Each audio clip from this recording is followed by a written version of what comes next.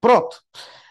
Boa tarde para todas e todos. Como eu digo na rádio, boa noite, tarde. Estamos aqui hoje no finalzinho de um sábado, hoje, dia 26 de agosto, para esse mês que não acaba, parece que não acaba, parece que tem 60 dias.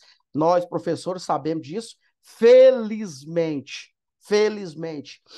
sobretudo aqui em Goiânia, na capital do estado, nós temos um dia nublado, uma frente fria, alguma coisa está acontecendo, também por conta do El Ninho. Nós estamos aqui curtindo uma alegria de ter um dia nublado e com alguns ventos. Eu estou aqui no 16º andar, então está ventando mais aqui. Então isso mostra um pouquinho mais, é, mais agradável o clima aqui em Goiânia, aqui onde eu estou. Eu estou fazendo. Eu sou o professor Ricardo Tavares, satisfação. Algumas pessoas aqui já me conhecem, ainda bem, fico feliz por isso. Sou professor aqui em Goiânia, nascido e criado em Goiânia. Nasci e fui criado em Goiânia. Sempre trabalhei aqui em Goiânia, dei aula em Goiânia e Aparecida de Goiânia. Satisfação imensa ter trabalhado lá um ano. Sou formado em História pela PUC Goiás, a antiga UCG, Universidade Católica, hoje PUC. Tenho especialização em docência no ensino superior, docência universitária, e estou terminando, talvez esse ano, o curso de pedagogia. Eu digo talvez porque eu tenho que fazer os estágios, né? Então vocês sabem como que é complicado essa questão de estágio. Mas, provavelmente, talvez, até o final do ano, serei também, além de historiador, professor de história, pedagogo, que inclusive é uma profissão que eu gosto demais. Eu tenho satisfação imensa, tem mais amigos na área da pedagogia do que na área de história, olha só. Porque ao longo da vida a gente vai conhecendo.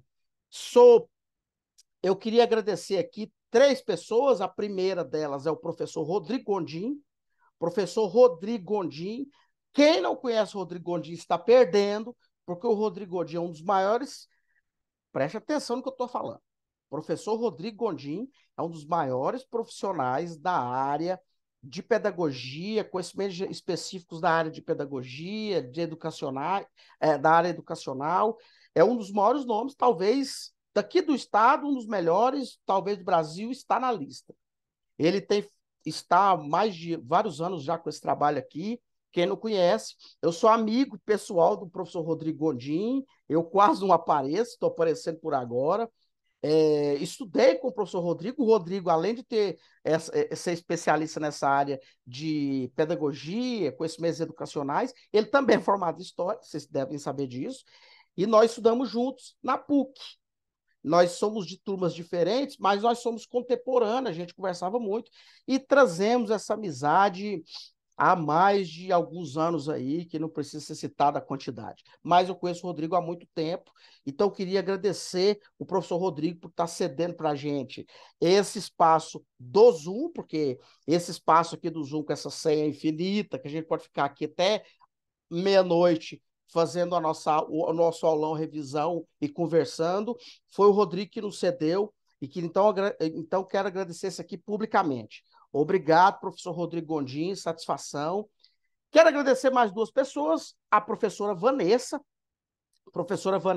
não sei se ela está aqui, eu não a vi entrando, mas a professora Vanessa tem ajudado o professor Rodrigo a organizar essas aulas, esses cursos que estão acontecendo por aí. A professora Vanessa estudou comigo, vou falar daqui alguns minutinhos aqui. Olha só que maravilha, Vanessa está aqui. Satisfação, Vanessa. Obrigado por você estar ajudando o Rodrigo aí nesse desafio de ajudar tanta gente maravilhosa aqui, tentar passar no concurso e tirar notas maravilhosas. Satisfação.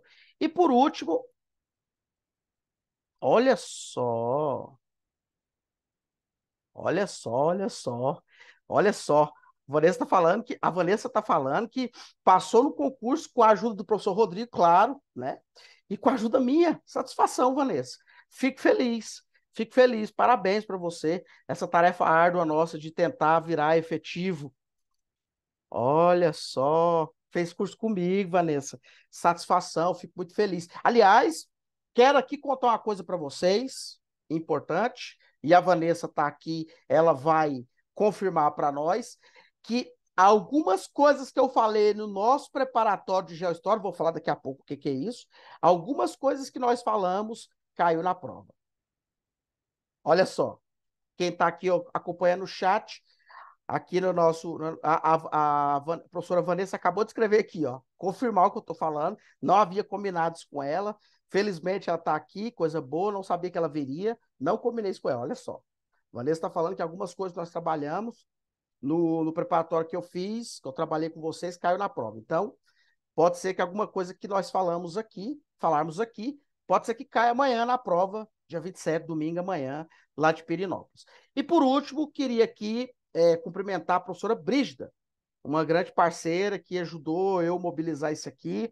E aí, por último, quero contar mais as duas últimas coisas. Primeiro, gente, que isso aqui que nós estamos fazendo não é um preparatório pago, que tem um monte de material. Não é.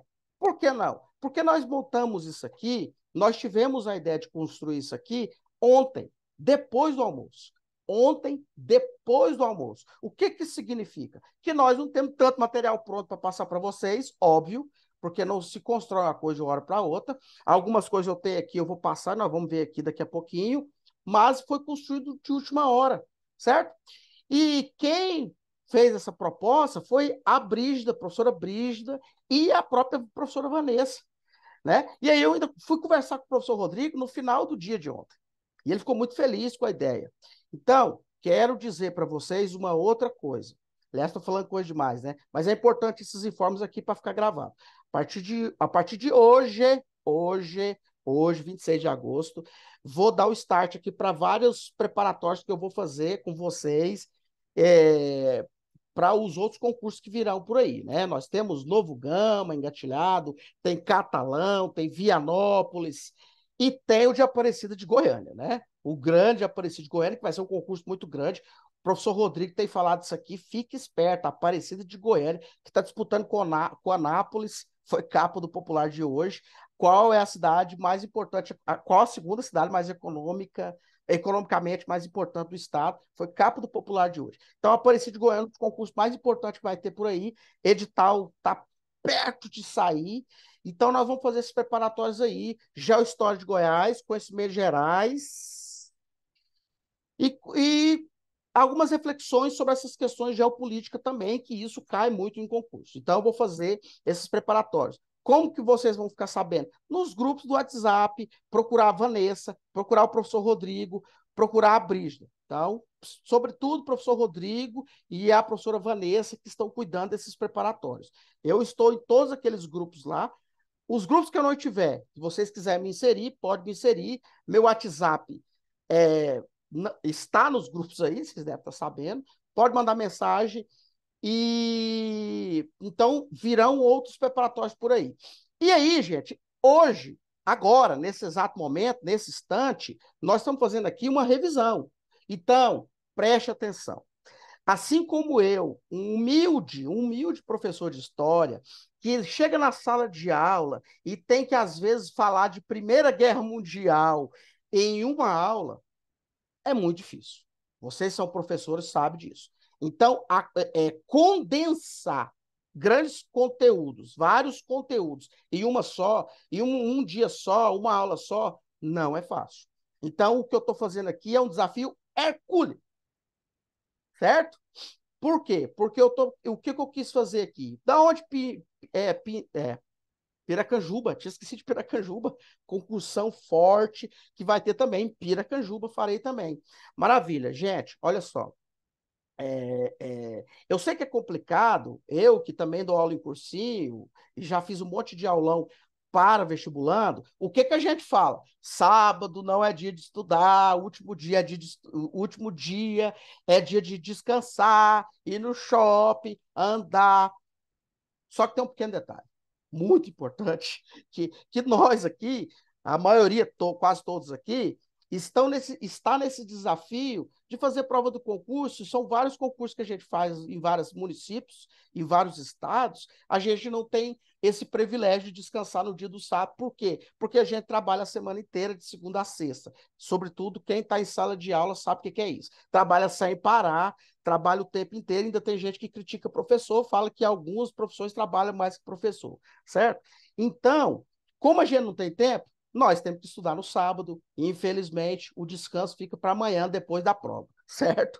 Então, por isso que nós estamos estudando aqui agora, e aí a pergunta mais importante que tem aqui 42 pessoas, mais de 40 pessoas participando aqui, gente, satisfação, sou o professor Ricardo Tavares, essa aula vai ficar gravada, vou contar um segredo, tem um canal no YouTube, eu vou colocar essa aula gravada nos grupos do WhatsApp e no meu canal, depois eu falo sobre isso. Calma, calma. Depois eu falo sobre isso. Mas eu vou colocar a aula gravada, só espero eu editar depois que acabar esse nosso encontro aqui, e aí eu já coloco disponibilizado no grupo, passo para a Vanessa, e ela divulga para todo mundo, e eu também vou divulgar. A pergunta mais importante, uma pergunta importante aqui, pergunta, por que esse professor Ricardo está fazendo essa aula de graça? Vou perguntar de novo, porque talvez algum celular não funcionou aí. Por que o professor Ricardo está fazendo esse aulão de graça? Ele é doido ou é bobo? Ele é doido ou é bobo? Eu vou responder. Por vários motivos. Primeiro motivo. Primeiro porque eu conheço, sou grande amigo do professor Rodrigo Gondim, amigo, irmão. E ele sempre vem falando, Ricardo, vamos trabalhar já a história com o pessoal, enfim. E aí eu falei, Rodrigo, vamos sim, fiquei. Demorei organizando algumas coisas e aí decidi fazer. Só que, como o tempo hoje está sempre contra a gente, o tempo, eu demorei demais, e aí resolvi hoje, ontem à tarde, pensei, gente, vou me apresentar para todo mundo, né? Já que nós teremos outros concursos por aí, eu já falei aqui, Novo Gama, Piracanjuba, enfim, Aparecida de Goiânia, como eu vou fazer vários outros preparatórios, por que não me apresentar aqui de forma gratuita para vocês, né? De forma gratuita. E aí vocês vão avaliar se vai valer a pena, certo? Mas o que eu quero que vale a pena hoje é a prova de amanhã, porque o nosso objetivo aqui não é as outras provas. Nosso objetivo é a prova de amanhã, concurso Pirinópolis. Olha só, tem mais gente aqui falando, se você trabalha demais, desespero. Exatamente, exatamente. O chat está aberto aqui, viu, gente? Qualquer coisa, escreve no chat ou pode falar por aqui. Gente, olha só. Então é por isso que eu estou aqui falando para vocês para vocês, para me apresentar para vocês, para ajudar vocês e por último e não menos importante, porque eu acho que é fundamental o conhecimento ser passado, né? Lembrando a nossa linda, querida, maravilhosa Cora Coralina, a frase eu não sei muito bem aqui, mas ela dizia que conhecimento tem que ser passado. Conhecimento tem que ser passado. O que adianta eu estar aqui em casa, deitado em berço esplêndido, sendo que muitos companheiros, colegas nossos de trabalho, vão fazer prova amanhã, vão ralar, e aí por que eu não poderia sentar aqui com vocês algumas horas, alguns minutos aqui, para falar com vocês? Então é isso que eu estou fazendo, esse é o motivo, é, esse é o motivo, esse é o motivo de eu estar aqui com vocês. Então, explicado, apresentado, cumprimentei as pessoas, vamos que vamos. Deixa eu ver aqui as últimas questões técnicas para arrumar. Nós estamos gravando, né? Essa aula está sendo gravada. Eu queria aqui o seguinte: uma colega aqui escreveu que para mim, ela disse aqui, para mim não aparece imagem, só o áudio. Alguém pode me dar o feedback, ou no chat ou falando aqui, dizer se está saindo tudo certinho, áudio e imagem? Certinho, áudio e imagem. Maravilha, muito Para obrigado, mim, viu? sim. Maravilha, maravilha, maravilha. Pessoal, Tá aparecendo com quem tá com dúvida no celular, no canto abaixo. No final tem as opções de ativar mudo e iniciar vídeo.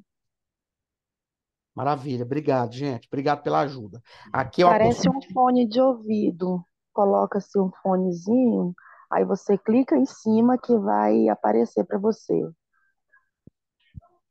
maravilha, gente. Pessoal, não se acanhe. Se tiver com alguma dificuldade, algum problema, fala aqui no chat ou fala aqui, certo? Aqui é aprendizado coletivo. Nosso objetivo aqui é coletivo. Qual o principal objetivo aqui? Passar o conhecimento. Por que eu estou aqui? Para passar o conhecimento para vocês. A minha missão aqui é que vocês peguem algumas coisas ou alguma coisa que eu falar. certo?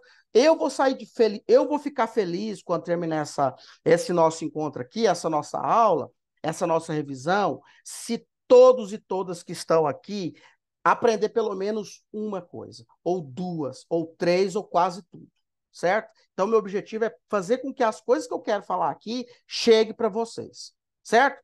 Então, sem mais delongas, vamos que vamos. A última coisa que eu queria falar, ó, não acaba, né, gente? Tô mentindo, porque já falei que vai acabar tem um monte de tempo. Mas eu fiz, como a Vanessa disse, ano passado eu montei um preparatório de Geohistória de Goiás para o concurso da SEDUC, o concurso para professor geral para o Estado. Então, nós tivemos, se eu não me engano, 7 aulas, ou 8, mais ou menos, eu acho que foi isso. 8 aulas, 7 aulas, e aí eu tive a satisfação de ter vários que participaram, e alguns foram felizardos, conseguiram passar, alguns com a ajuda minha, nossa aqui, então fiquei muito feliz. Então esse preparatório que eu fiz ano passado está na minha memória, está salvo para muita gente, as aulas estão para quem comprou e quem participou. Satisfação. Então, por isso que a professora Vanessa tem falado aqui que fez o preparatório. É, devido ao tempo corrido, às vezes não dá tempo de eu montar mais materiais, mas eu vou fazer isso a partir de agora, certo? Então vamos que vamos. Sem mais delongas, começando aqui a falar do conteúdo. Primeiro que eu me sinto muito feliz porque o concurso que vocês vão fazer amanhã é de Pirenópolis, uma das cidades mais lindas do estado. Quem não conhece Pirenópolis, por favor, para tudo. Quem não conhece Pirenópolis, para tudo e vá conhecer. Com exceção de um ano na pandemia, sempre, todos os anos, eu vou a Pirenópolis. Por quê, professor? Por quê, Ricardo? Porque é uma cidade maravilhosa, uma cidade que traz para a gente uma paz, uma cidade que traz um histórico de outrora daqui do estado, uma cidade que tem cachoeiras maravilhosas, e aí, se quiser dicas também eu tenho, e é uma cidade que completamente importante para a construção da realidade histórica do nosso estado. Qualquer concurso público a nível estadual vai falar de Pirenópolis. Então, Pirenópolis é uma cidade muito importante que esteve conosco aí na formação do estado de Goiás, na época capitania de Goiás, depois província e depois estado de Goiás. Então, Pirenópolis é uma das primeiras,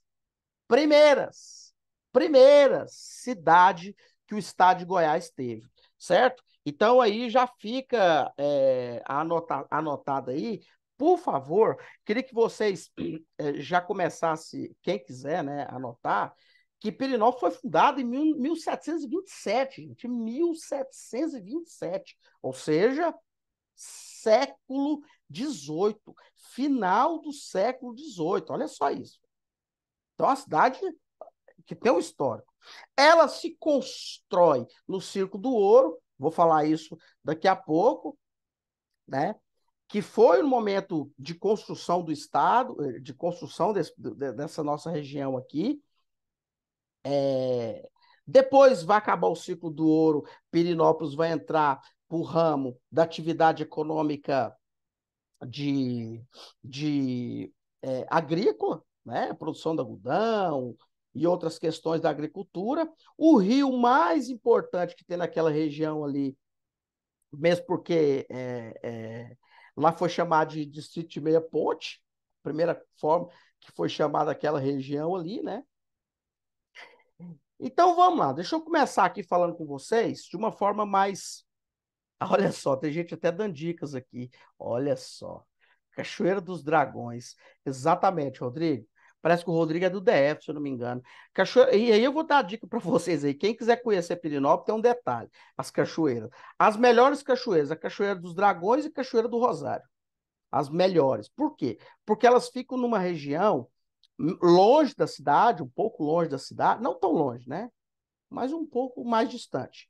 Essas duas cachoeiras ficam numa região de Pirenópolis chamada de regiões dos cristais, ou seja, muita pedra também. É uma região que, mesmo chovendo, a água não fica barrenta E sempre lá vai estar cristalino.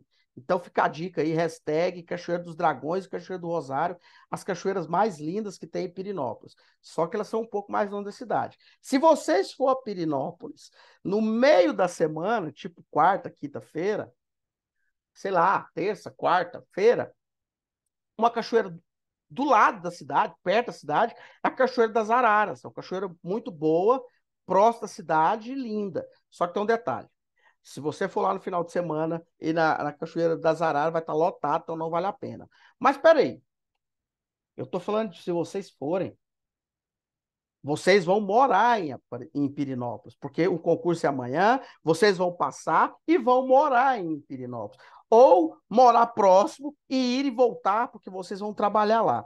Então vamos que vamos. Gente, olha só, primeira coisa que vocês têm que saber, e por isso é importante a geohistória, é que para vocês fazerem qualquer prova de qualquer questão de geohistória de Goiás, ou geopolítica, ou conhecimentos gerais, vocês têm que entender o contexto.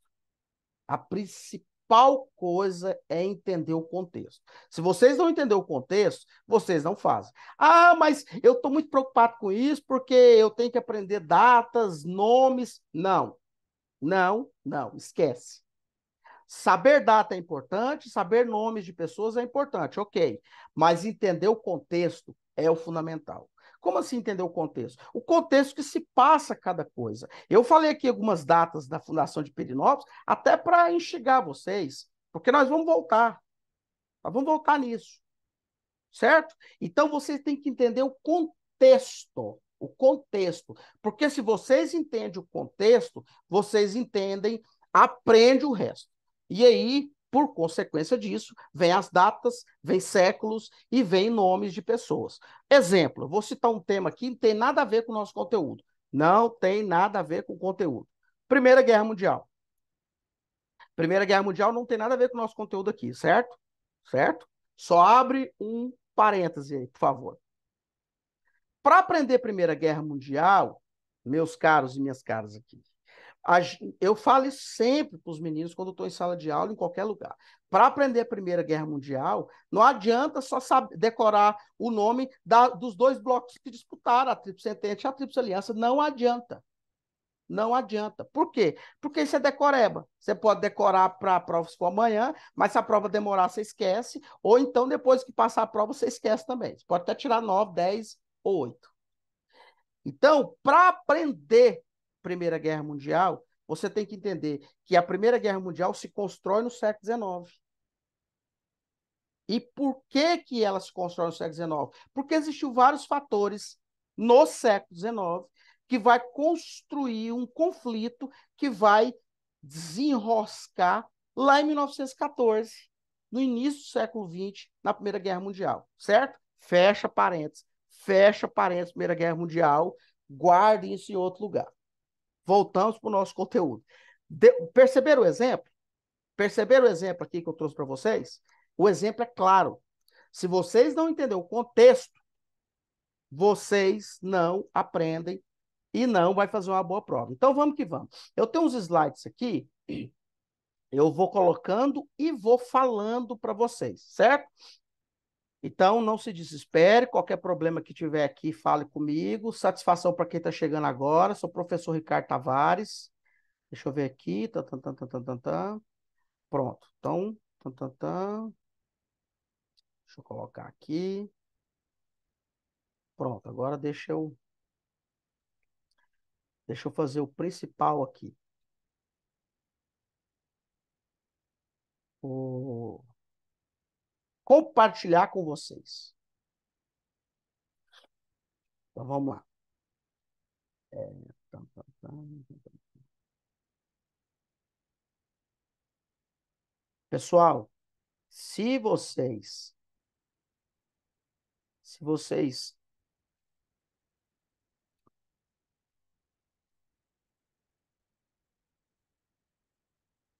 eu espero que vocês estejam vendo aí. Sejam todas e todos bem-vindos.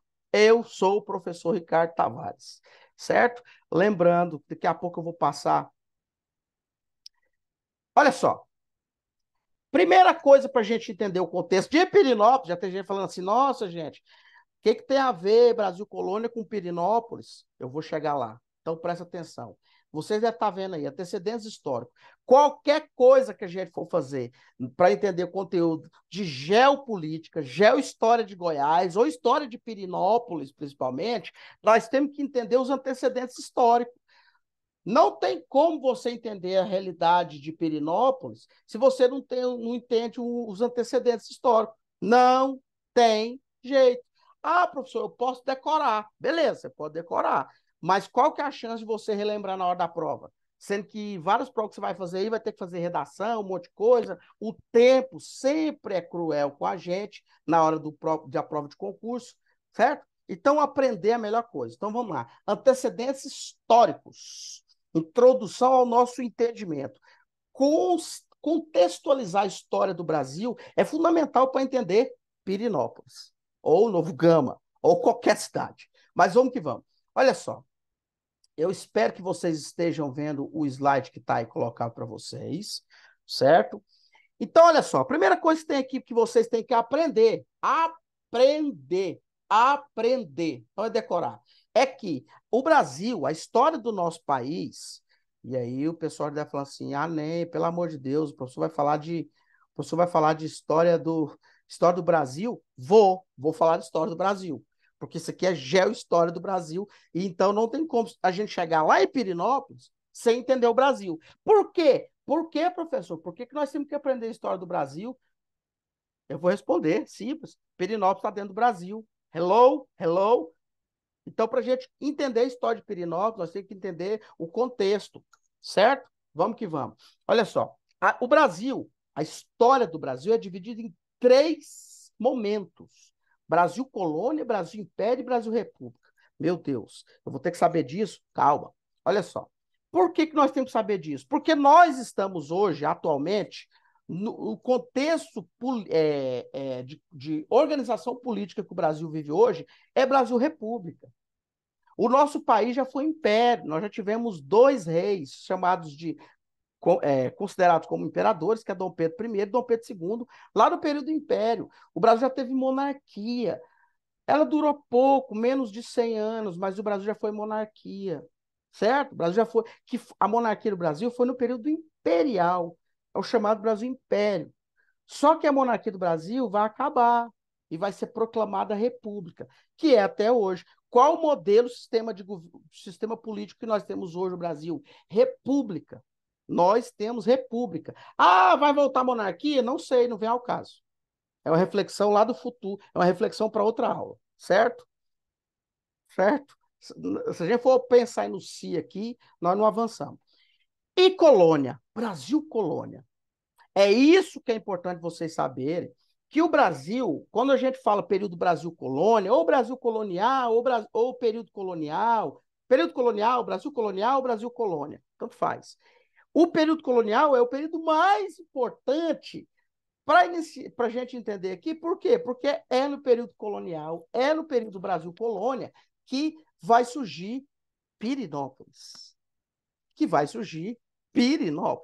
Certo? Pirenópolis surge no período de Brasil colônia, do Brasil colonial. O que é Brasil? O que é isso? Como que se divide esse período colonial? E aí, gente, deixa eu ver se tem. Vou passar aqui, ver se eu consigo passar. Olha só, o período Brasil colônia, e aí tem uns vídeos aqui, não vai dar tempo de a gente ver, certo? Infelizmente, mas tem vários vídeos que falam do Brasil colônia. O período Brasil colonial é quando ele começa quando os europeus chegam aqui. Eles vão chegar aqui, colocar o nome do Brasil, e aí os vários nomes, não vai dar tempo da gente falar aqui, né? O Brasil foi chamado de Terra de Santa Cruz, Terra de Vera Cruz, depois Brasil, até por conta do pau-brasil, e por conta desse histórico de planta que eles vão achar que é o pau-brasil, e aí começa 1500, 1530, que é o início desse período colonial. O período de Brasil colônia, gente, ele vai até o Brasil se tornar independente. Quando o Brasil vai se tornar independente? 1822, quando Dom Pedro I vai proclamar a independência lá naquela história do 7 de setembro, certo? Então, o Brasil deixa de ser colônia em 1822, ou seja, o que que significa? Significa que o Brasil é colônia de Portugal até 1822. O Brasil é colônia de Portugal até 1822. Só em 1822 que o Brasil vai ficar independente, vai se tornar um país livre, independente. Mas por que que eu estou dando ênfase a isso? É para mostrar para vocês que Pirenópolis surge quando o Brasil era colônia de Portugal. Isso parece uma bobagem, mas se a gente for parar para pensar nessa questão e entrar nesse contexto, por favor, vamos tentar entrar nesse contexto. Percebe que Pirenópolis surge no contexto de Brasil colônia. Olha só isso, gente. Olha só isso. Pirenópolis surge no contexto do Brasil colônia. Quando Pirenópolis surgiu, o Brasil era colônia de Portugal. Olha só isso. Certo?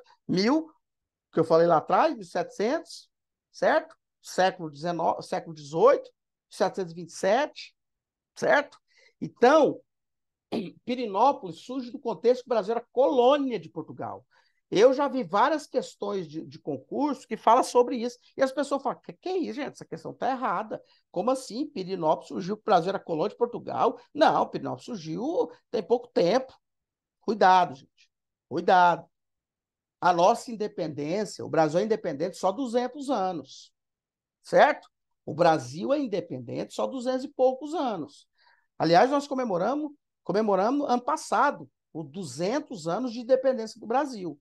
Pirenópolis tem mais de 200 anos. Presta atenção nisso, certo? Então, lembra. Então, quer dizer que Pirenópolis surge antes do Brasil ser independente? É. Pirenópolis surge no contexto de Brasil colônia. Uai, professor, mas para que é importante saber disso? Porque na hora que for fazer alguma questão sobre o surgimento de Pirenópolis, e se tiver alguma coisa relacionada à questão do Brasil, saiba que era um Brasil colonial, um Brasil colônia de Portugal, certo? E aí eu coloquei aqui uma datazinha, se você está olhando o slide, 1500 a 1530. Que trem doido é isso aí, hein? Vamos entrar nisso? Deixa eu falar rapidão. É porque é o seguinte, por que eu coloquei 1500 e 1530? Que doideira que é essa? Vou explicar. Porque os portugueses chegam aqui em 1500. 1500 os caras chegam aqui. Quando eles olharam isso aqui, falaram, não, cara, isso aqui não tinha nada, não. Eles instalaram algumas coisas aqui, né? Aí começou a questão de ver o que tinha e voltaram para Portugal.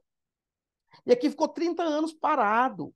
Portugal, aqui, essa região que é o Brasil, ficou 30 anos sem os portugueses virem de fato para cá. Só em 1530, certo? Que, de fato, o Brasil vai ser colonizado de verdade, explorado, e outras palavras que vocês quiserem colocar aí. Porque os portugueses perceberam que tinha outros países vindo para cá, e aí os portugueses falaram, velho, peraí, o que está rolando? Nós vamos perder aquilo ali. E aí, 1530, começa oficialmente o desbravamento, a invasão, a exploração, e aquele termo que não está em uso mais, que é o descobrimento, certo? Então, vamos que vamos. E aí, gente, então, lembrando que o período Brasil Colônia vai de 1500 ou 1530 até 1822, quando o Brasil se torna independente. Vamos que vamos. Mais outro slide aqui. Gente, como eu estou falando para vocês que é importante entender o contexto, porque aí automaticamente vai cair na cabeça nossa as datas e o nome das pessoas, certo? Olha só aqui o contexto do mundo no século XV e século XVI. O que estava rolando no mundo no século XV e XVI? Por que século XV, gente? Porque 1500 é século XV, gente. Ou 1500, porque o século XV, aliás, vai até 1500. Certo? Aliás, vai até 1500. Certo? Então, por exemplo, em 1492, os europeus encontram essas terras aqui, que logo eles vão dar o nome de América. E aí, em 1500, os portugueses chegam aqui nesse nosso território. Qual o período econômico que era nesse período.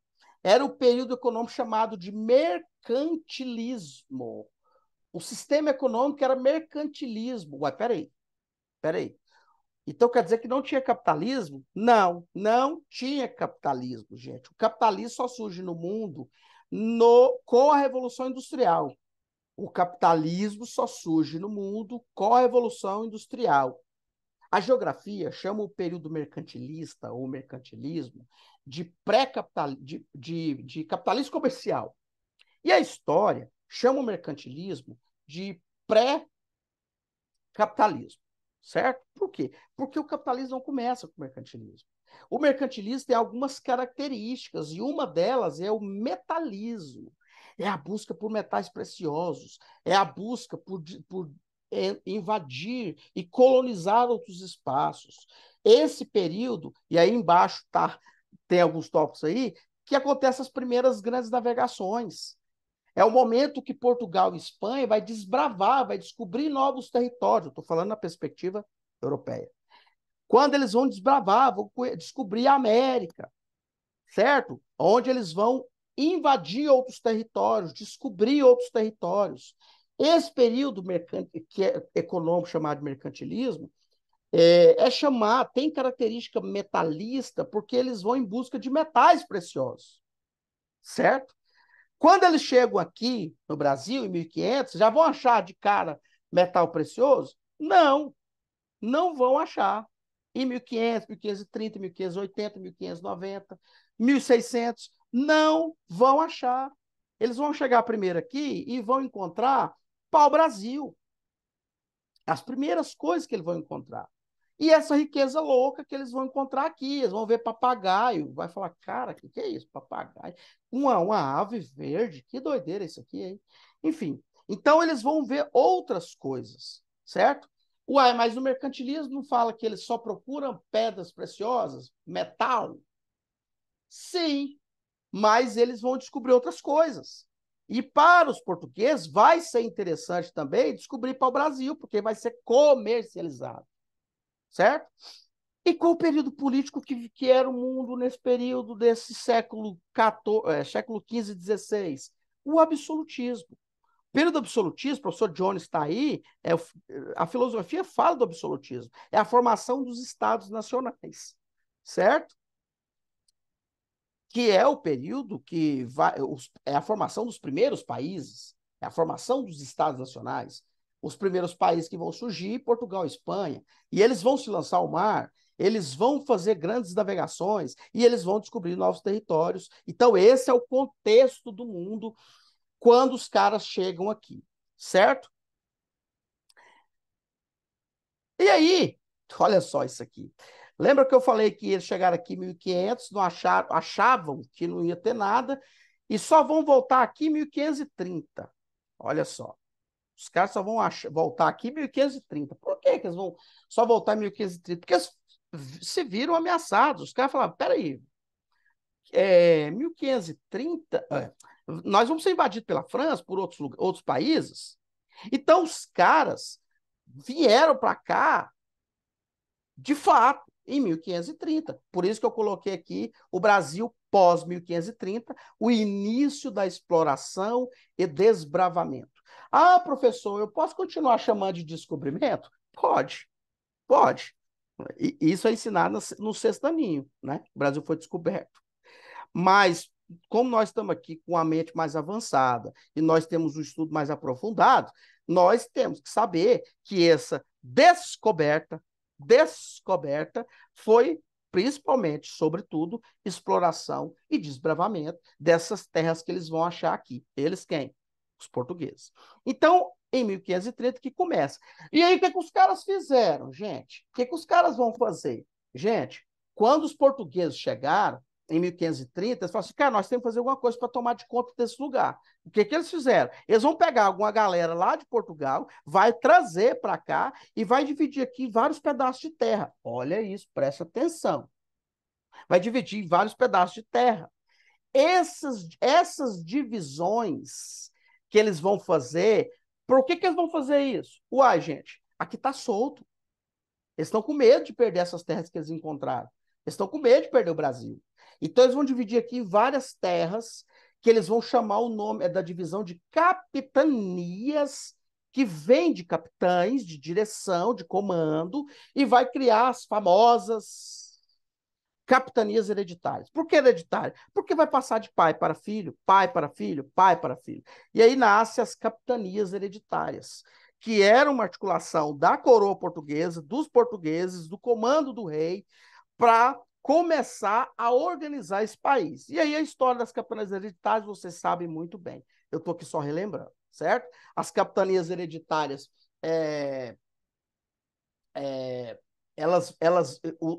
eles vão colocar um cara um português em cada uma das capitanias para eles comandarem, só que a maioria não vai funcionar, gente. Imagina pegar eu, Ricardo, português, que nunca veio nessa terra aqui, de repente fala, Ricardo, é para você ir lá para aquela terra que nós achamos, lá no Brasil. Você vai comandar uma capitania. Aí coloca eu para cá, manda eu vir para cá, obrigado. Eu não conhecia ninguém, tinha um monte de povos nativos aqui, que depois eu vou saber que eles são indígenas, e vou virar uma guerra com essa galera, alguns lugares não tinha como plantar, não tinha como organizar nada, eram tribos indígenas violentas. O que vai acontecer? A maioria dessas capitanias vão fracassar. Vão fracassar. Pessoal, como dizia o grande locutor Silvio Luiz, pelo amor dos meus filhos, saiba de um detalhe. Quando a gente fala de tribos indígenas aqui no Brasil, quando os portugueses chegaram, saiba que tinha tribos, várias tribos. Você tem uma noção? Tinha mais de 50 idiomas indígenas aqui, certo? Mais de 50. Então, tinha tribos pacíficas, tribos brutas. Tribos pacíficas, tribos brutas. Tribos que não deixavam ninguém entrar, tribos que eram amigas, certo?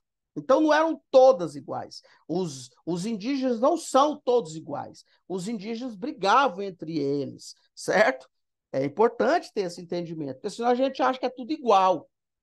Então, em algumas capitanias tinham índios indígenas amigáveis, em algumas não.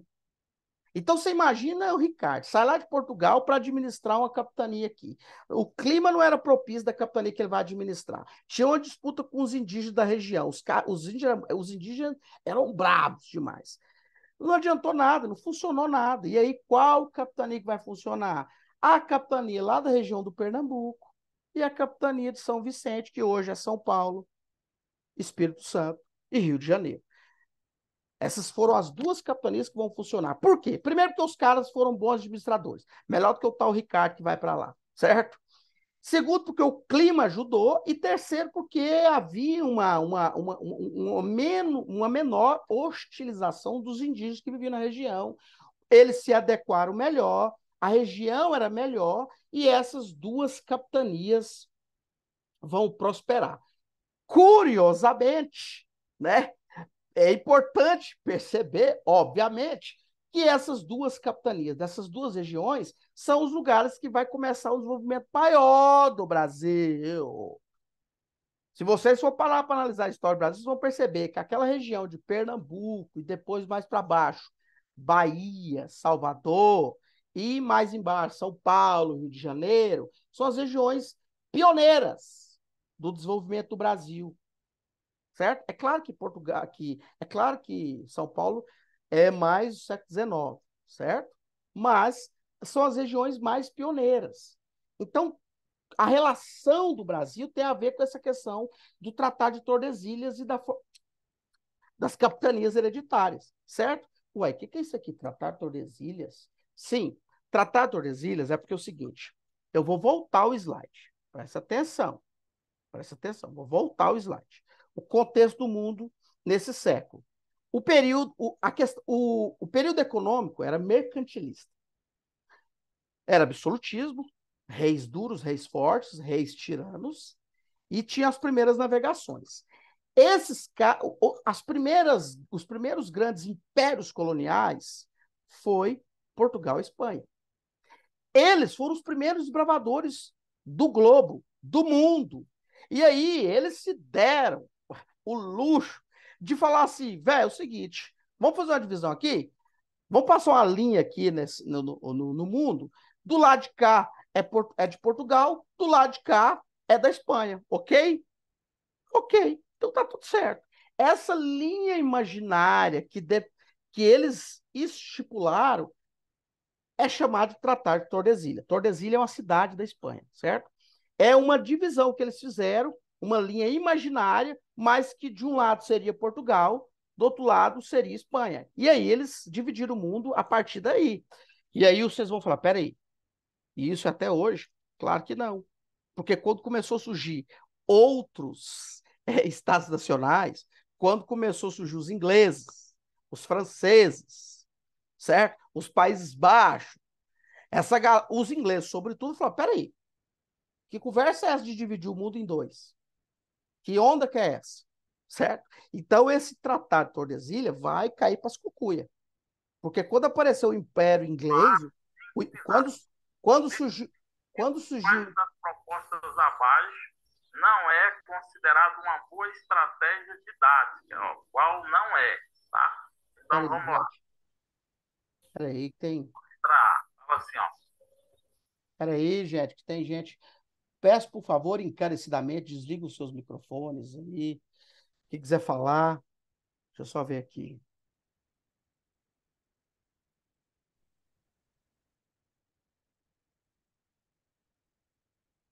Ah, não. Eu aproveitei aqui para olhar. Então, gente, onde eu tinha parado? Os ingleses, o famoso Império Britânico, vai dominar o mundo mais para frente, depois de Portugal e Espanha.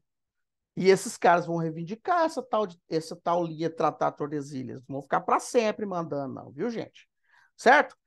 Então, é importante entender esse contexto para a gente entender aonde se enquadrava o Brasil nesse processo. Aonde se enquadrava o Brasil nesse processo? O Brasil se enquadrava ali, nessa divisão que eles fizeram, imaginado o Tratado de Tordesilhas, só uma parte do Brasil, que era o lado a leste, que era o lado de Portugal, e eles construíram, montaram, dividiram as capitanias hereditárias a partir desse lado leste de Portugal.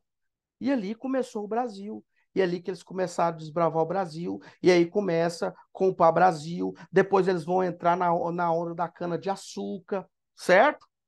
Primeiro o pau-brasil, depois a cana-de-açúcar. Ainda apareceu Pirenópolis? Não, porque nós estamos aqui século XVI, certo? Século XV, nós estamos falando de século XV e século XVI, certo? Então, passando o slide aqui, olha aí, ó. Aqui nós temos um mapinha das capitanias hereditárias. Então, o Brasil, não sei se vocês estão vendo meu cursor aqui, essa aqui é a famosa linha imaginária do Tratado de Tordesilhas, certo, gente? A linha imaginária do Tratado de Tordesilhas, olha ele aí, ó. Esse lado a leste do Tratado de Tordesilhas era de domínio de Portugal. Se tivesse alguma ilha aqui, quem ia mandar é Portugal. E do lado de cá, oeste, tudo era da Espanha. Então foi essa divisão que eles fizeram, certo? E aí aqui estão as capitanias hereditárias, as que vão prosperar, essa aqui, a capitania de Pernambuco, e a capitania de São Vicente, que é essa região aqui, ó. Olha só aqui, ó.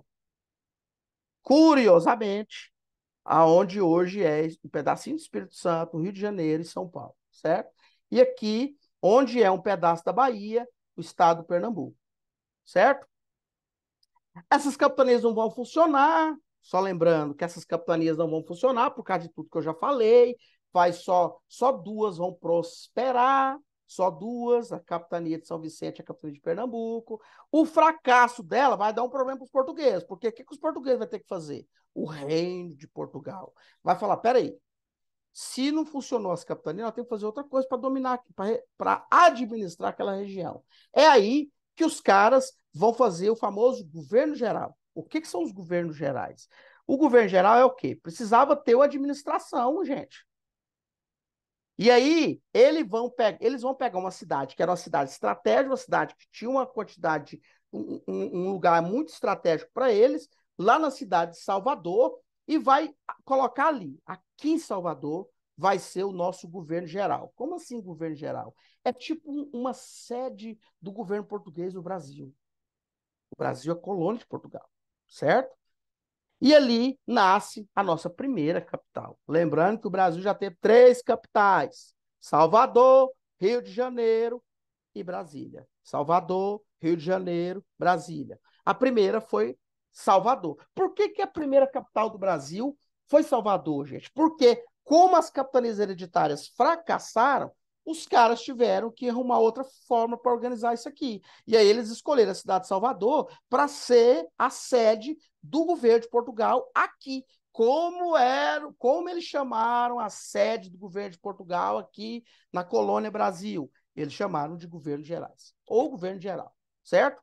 E ali, eles, a partir daquela região, depois de explorar o pau-brasil, os caras vão achar açúcar. Açúcar. Açúcar. Peraí. Então, significa que eles já estavam explorando 2 grandes coisas aqui no Brasil: pau-brasil e açúcar, certo? Pau-brasil e açúcar. Só que tem um detalhe: açúcar foi descoberto só aqui? A exploração de açúcar era só aqui? Claro que não, né, gente? Outras regiões aqui do continente americano inteiro, algumas ilhas lá na onde é a América Central, certo? Isso não vai cair na prova. Eu acho que essa parte não vai cair na prova.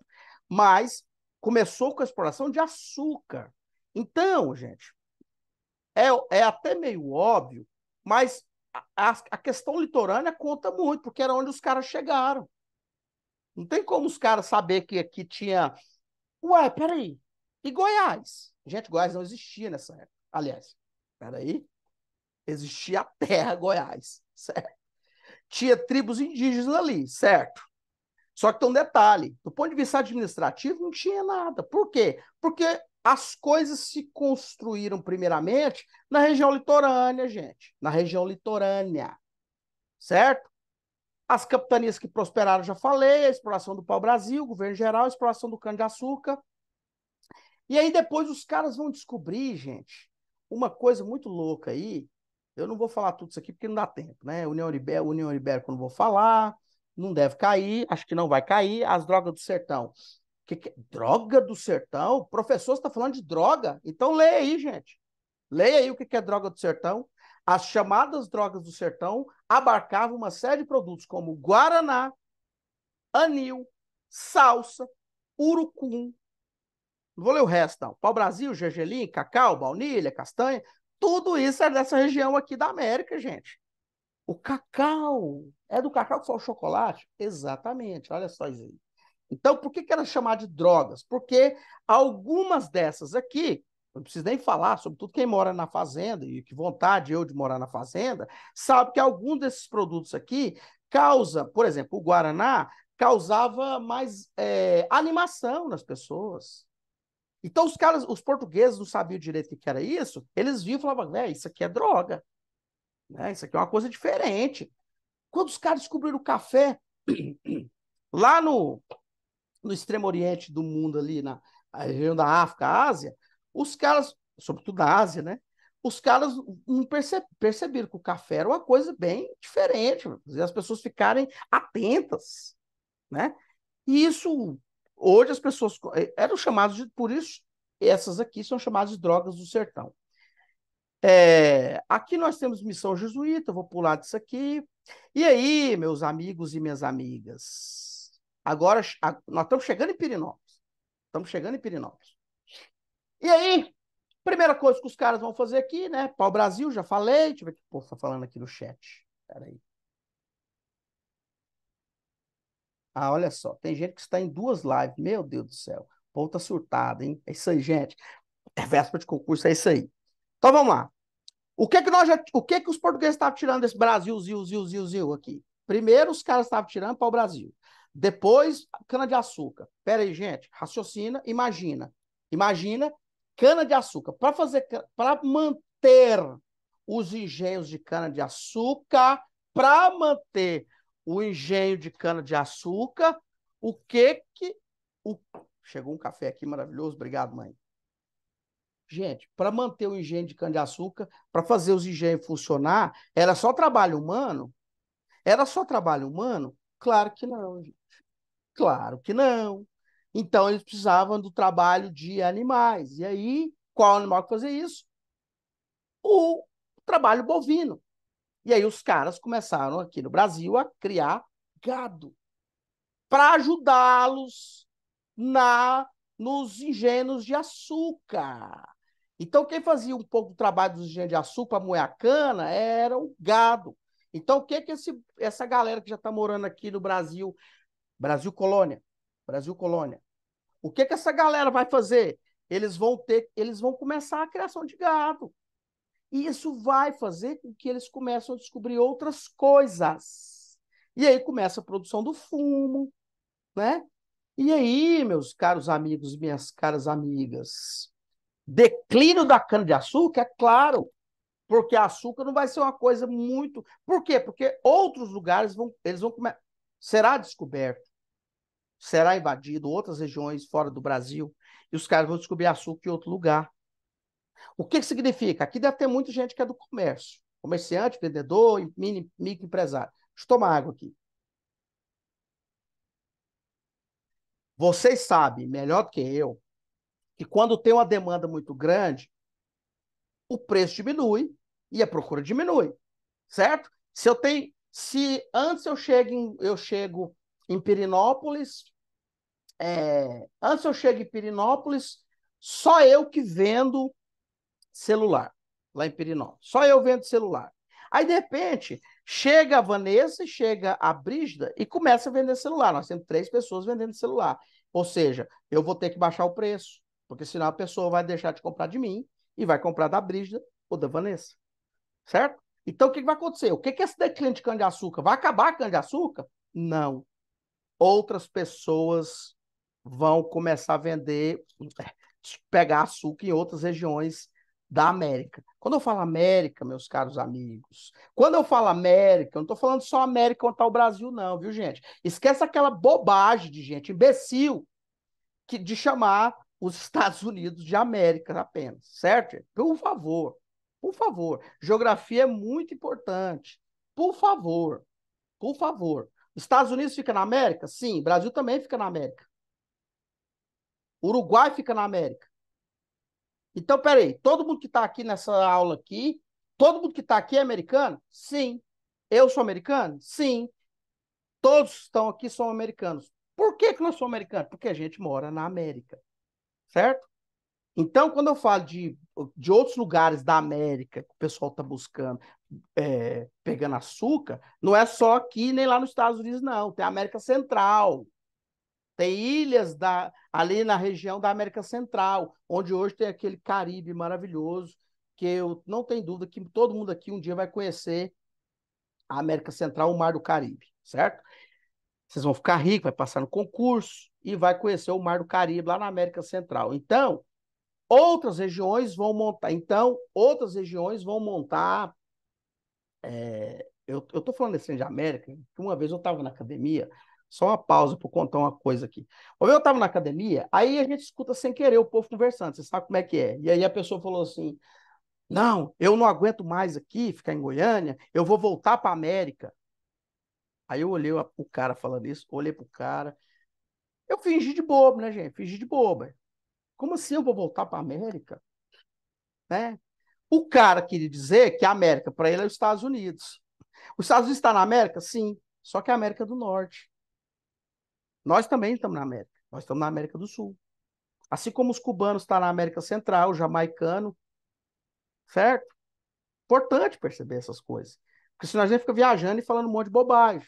Então, nós que vamos passar em concurso, não pode cometer essa rata, certo? Então, América. Primeiro pergunta, América de onde? Porque tem estadunidense. Tem estadunidense, gente. Aliás, tem gente do mundo inteiro que acha isso. Mas tem estadunidense que uma vez eu vi um vídeo que perguntaram para o estadunidense assim: ou fala 5 países da América. Aí o cara travou, o cara falou: como assim 5 países da América? Mas os Estados Unidos é a América. O cara travou. Ele não soube dizer que a América tem mais de 30 países, né? Mas enfim, voltando aqui para o nosso conteúdo. Então, nós já tivemos aqui exploração de pau-brasil, exploração de açúcar, os caras descobriram fumo, a criação de gado, aí começou o declínio da cana-de-açúcar, e aí aparece o último tópico. Por favor, gente, atenção que agora vai começar a entrar o contexto de Pirenópolis. Atenção que agora vai começar o interesse, o conteúdo, começar a entrar Pirenópolis. O interesse aqui está errado, pela interiorização do Brasil. Como assim interiorização do Brasil? Sair só da região litorânea, gente. Sair da região litorânea. Porque os caras chegaram primeiro no litoral, certo? Da famosa bioma Mata Atlântica.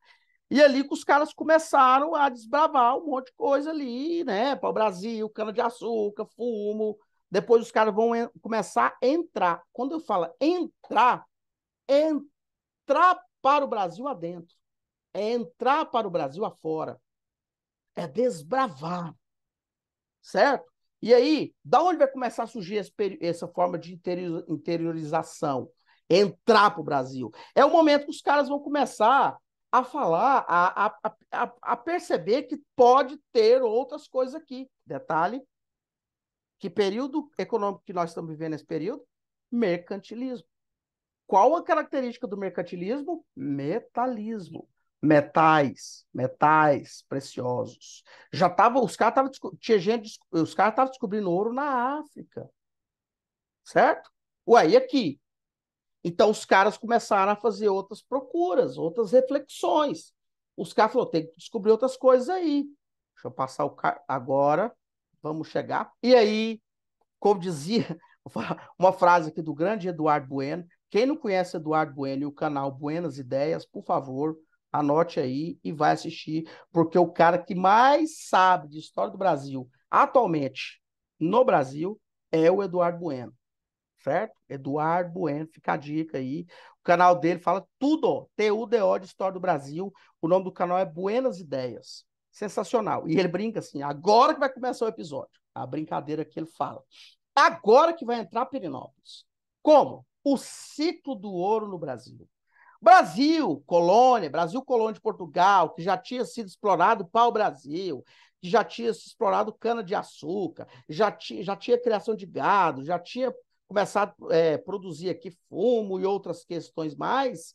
Os caras vão descobrir que aqui no Brasil tem ouro. Ouro. E aí é o início do ciclo do ouro no Brasil. O início do ciclo do ouro, no iniciozinho, final do século XVII, início do século XVIII. E aí começa aqui a descoberta de ouro. E aonde os caras vão achar ouro? Numa região que é conhecida, vai ficar conhecida ali naquele momento de região das Minas Gerais. Está aí no slide, ó, a região das Minas Gerais. A região das Minas Gerais. E aí, gente, os caras não eram bobos, né? Claro que não. Os portugueses não eram bobos. E nem a elite que já tinha se formado aqui no Brasil. Certo? Como assim? Ué, se eles encontraram ouro na região de Minas Gerais, o que os caras vão fazer? Focar nessa região. E quando eles focam na região de Minas Gerais, o que eles vão achar? Hein? Eles vão ter que mudar a capital lá de Salvador, lá em cima, lá longe, para outro lugar, mais perto das Minas Gerais. Mas peraí, por que eles não colocaram Minas Gerais como a capital do Brasil? Porque Minas não está perto do mar. Ah, mas para que os caras têm que preocupar com isso? A capital não é Brasília? Gente, peraí. Não tinha avião. Não tinha avião. Se não tinha avião, a maioria do comércio, da exportação, era via navio. Certo, gente? Então, para eles, tinha que ser, era interessante, lucrativo e importante a capital ser na região litorânea. Certo? Então, saiu de Salvador para o Rio de Janeiro. E aí, a segunda capital do Brasil, a capital do Brasil passa a ser Rio de Janeiro. Certo? E aí o Brasil passa a ter a capital Rio de Janeiro, que vai até 1960. A capital do Brasil, como Rio de Janeiro, vai até 1960, século XX. Só em 1960, século XX, que os caras vão inaugurar uma nova cidade no centro do Brasil, que é Brasília, o presidente à época, Juscelino Kubitschek, a partir daquele momento que a capital vai ser Brasília. Mas aí, gente, um grande período da história do nosso Brasil vai passar de Brasil, vai passar de Brasil colônia, Brasil império, Brasil república. Ó, 3 momentos do Brasil vão se passar e a capital vai ser o Rio de Janeiro. Então, o Rio de Janeiro vai ser muito tempo a capital do Brasil. E porque o Rio de Janeiro vai ficar perto das tais Minas Gerais. Essa capitania, que vai ser depois chamada de província e depois de estado de Minas Gerais, é a região onde os caras descobrem ouro. E aí, é, um recorte para a região de Vila Rica, que hoje é a cidade de Ouro Preto. Então, essa região é uma região de muita descoberta de ouro. E aí, gente, o que os caras precisaram? Por favor, para tudo, que agora vai. Olha só a última coisa que está aí no slide. Os bandeirantes. Bandeirantes. E aí, quem quiser entender melhor o que é o bandeirante, vai lá no canal do YouTube do Eduardo Bueno, escreve Bandeirantes Eduardo Bueno. Ele vai explicar perfeitamente para vocês quem eram os bandeirantes. E aí, como dizia Eduardo Bueno, os bandeirantes eram assassino de índio, mascate do sertão e outros quesitos mais desbravadores. Os bandeirantes vai ter uma função muito importante no Brasil, além deles ser isso que eu falei aí, né? Assassino de índio. Esses caras vão ter a função e a missão de fazer essas investidas Brasil adentro. Presta atenção nisso aqui. Porque os caras descobriram ouro, eles pensaram, os portugueses e a elite que já viviam aqui. Peraí, se tem ouro em Minas Gerais, vai ter ouro mais para frente, gente. Ó. E aí, gente, os caras começam a desbravar, começam a entrar pelo Brasil afora. E aí vai surgir a figura dos bandeirantes. E aí vai surgir algumas missões de desbravamento, porque o governo português vão começar a financiar esses desbravamentos para tentar descobrir mais coisas, porque descobriram o ouro nas Minas Gerais, mais para frente deve ter. E aí, eles vão criar. Deixa eu ver se está aqui no slide para facilitar.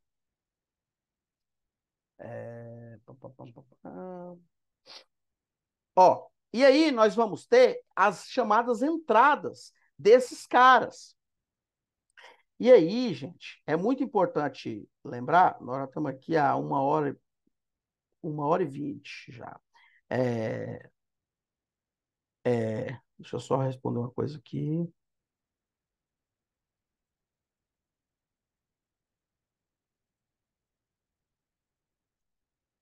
E aí, gente, nós temos 2 missões dessa de desbravamento. Preste atenção, isso vai cair amanhã na prova. Isso vai cair amanhã na prova. Nós temos as entradas. O que é entrada? Eram as expedições bancada pela coroa portuguesa. O rei de Portugal, aqui no Brasil, não aqui, né? Ele não estava aqui, mas através do rei de Portugal, eles vão bancar esses desbravamentos. Essas expedições oficiais são chamadas de entradas. E aí os caras começaram a pagar gente privado, tipo assim, particular para entrar. Essas missões de desbravamentos privados eram chamados de bandeiras.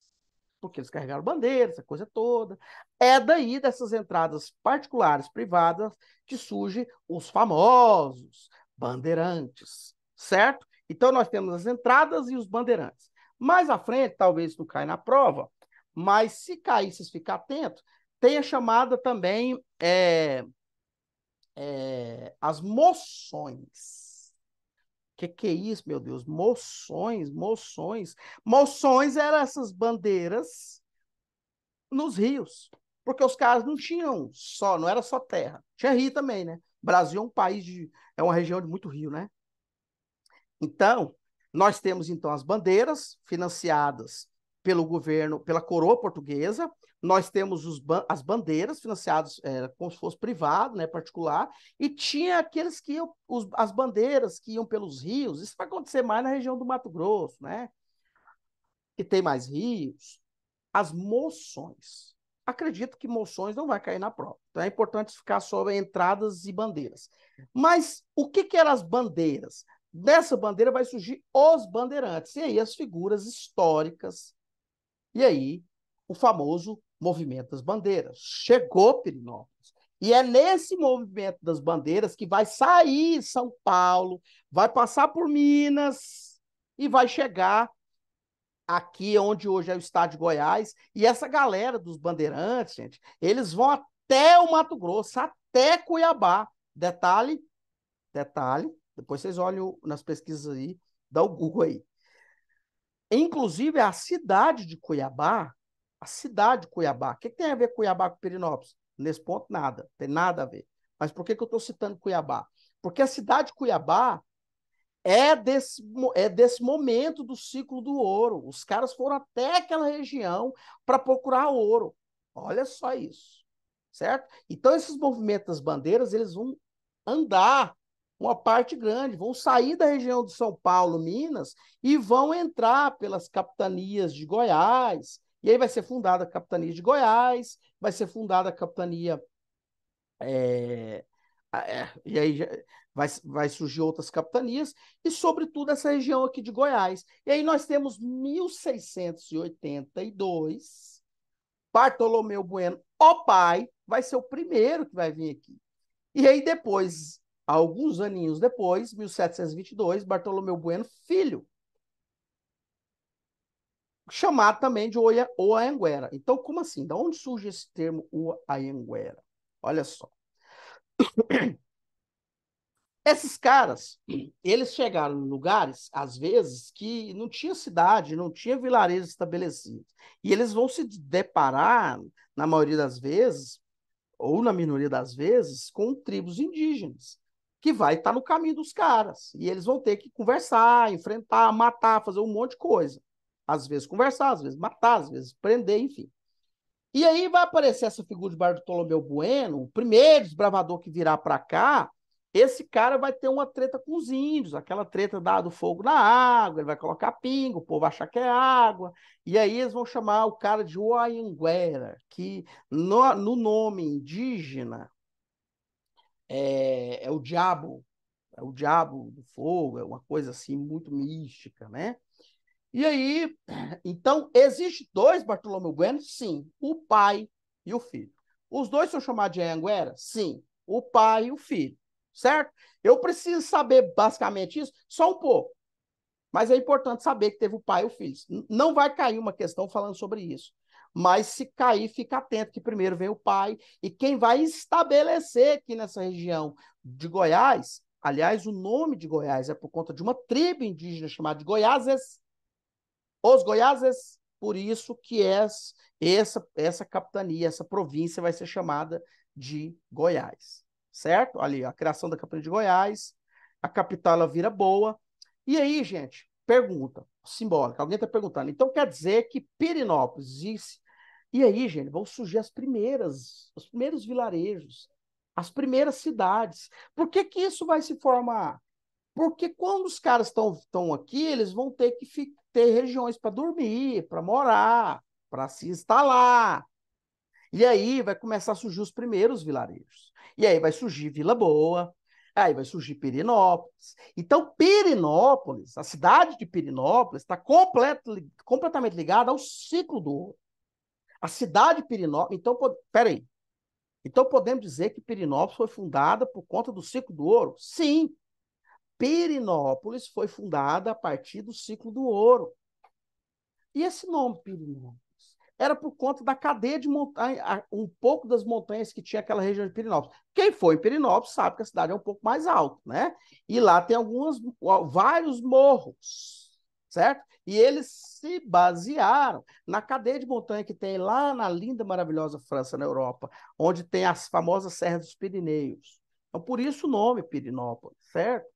Tem um pouco a ver com isso.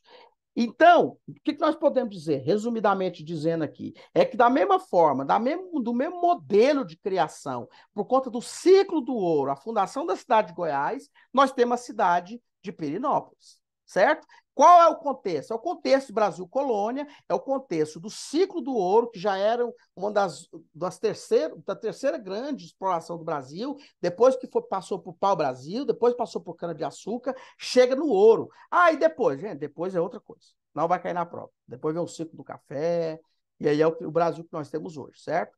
O que vocês têm que saber é que é no ciclo do ouro, Brasil colônia, que se desenvolve as principais cidades aqui do nosso estado de Goiás, sobretudo Vila Boa, Pirenópolis. E aí depois vão surgir outras, Corumbá de Goiás, Arraias, algumas cidades que hoje estão lá no estado do Tocantins, que não é mais Goiás, né? Mas as principais cidades que vão se construir é a cidade de Pirenópolis, é a cidade de Goiás, chamada Vila Boa, depois Goiás Velho. O pessoal começou a chamar de Goiás Velho, porque o povo fala errado demais aqui no Goiás. E aí hoje chamado de cidade de Goiás. Então, Pirenópolis está dentro do contexto do movimento das bandeiras, mas, sobretudo, no movimento do ciclo do ouro no Brasil. Não sei se vocês estão vendo as datas aí, 1682, 1722, tudo isso aqui, sobretudo 1722, né, século XVIII.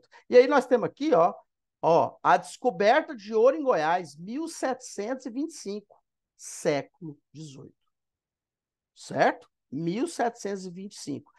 Mais ou menos na época que é construída, montada a cidade, que surge Pirenópolis, certo? A criação da capitania de Goiás, e aí 1748, porque isso aqui, gente, esse estado que vocês estão vivendo, quem está no DF, isso aqui era ligado à capitania de São Paulo. Era ligada a São Paulo. Só em 1748, ou seja, quase na metade do século XVIII, que aqui vai se tornar a capitania de Goiás, ou seja, o que viria a ser futuramente o estado de Goiás. Certo? Certo, certo, certo. Então, findando este slide aqui. Espera aí um pouquinho. Findando esse slide aqui, deixa eu ver outra coisa que tem aqui. Deixa eu abrir outra aqui para vocês. Trem demais. Espera aí, gente. Espera aí.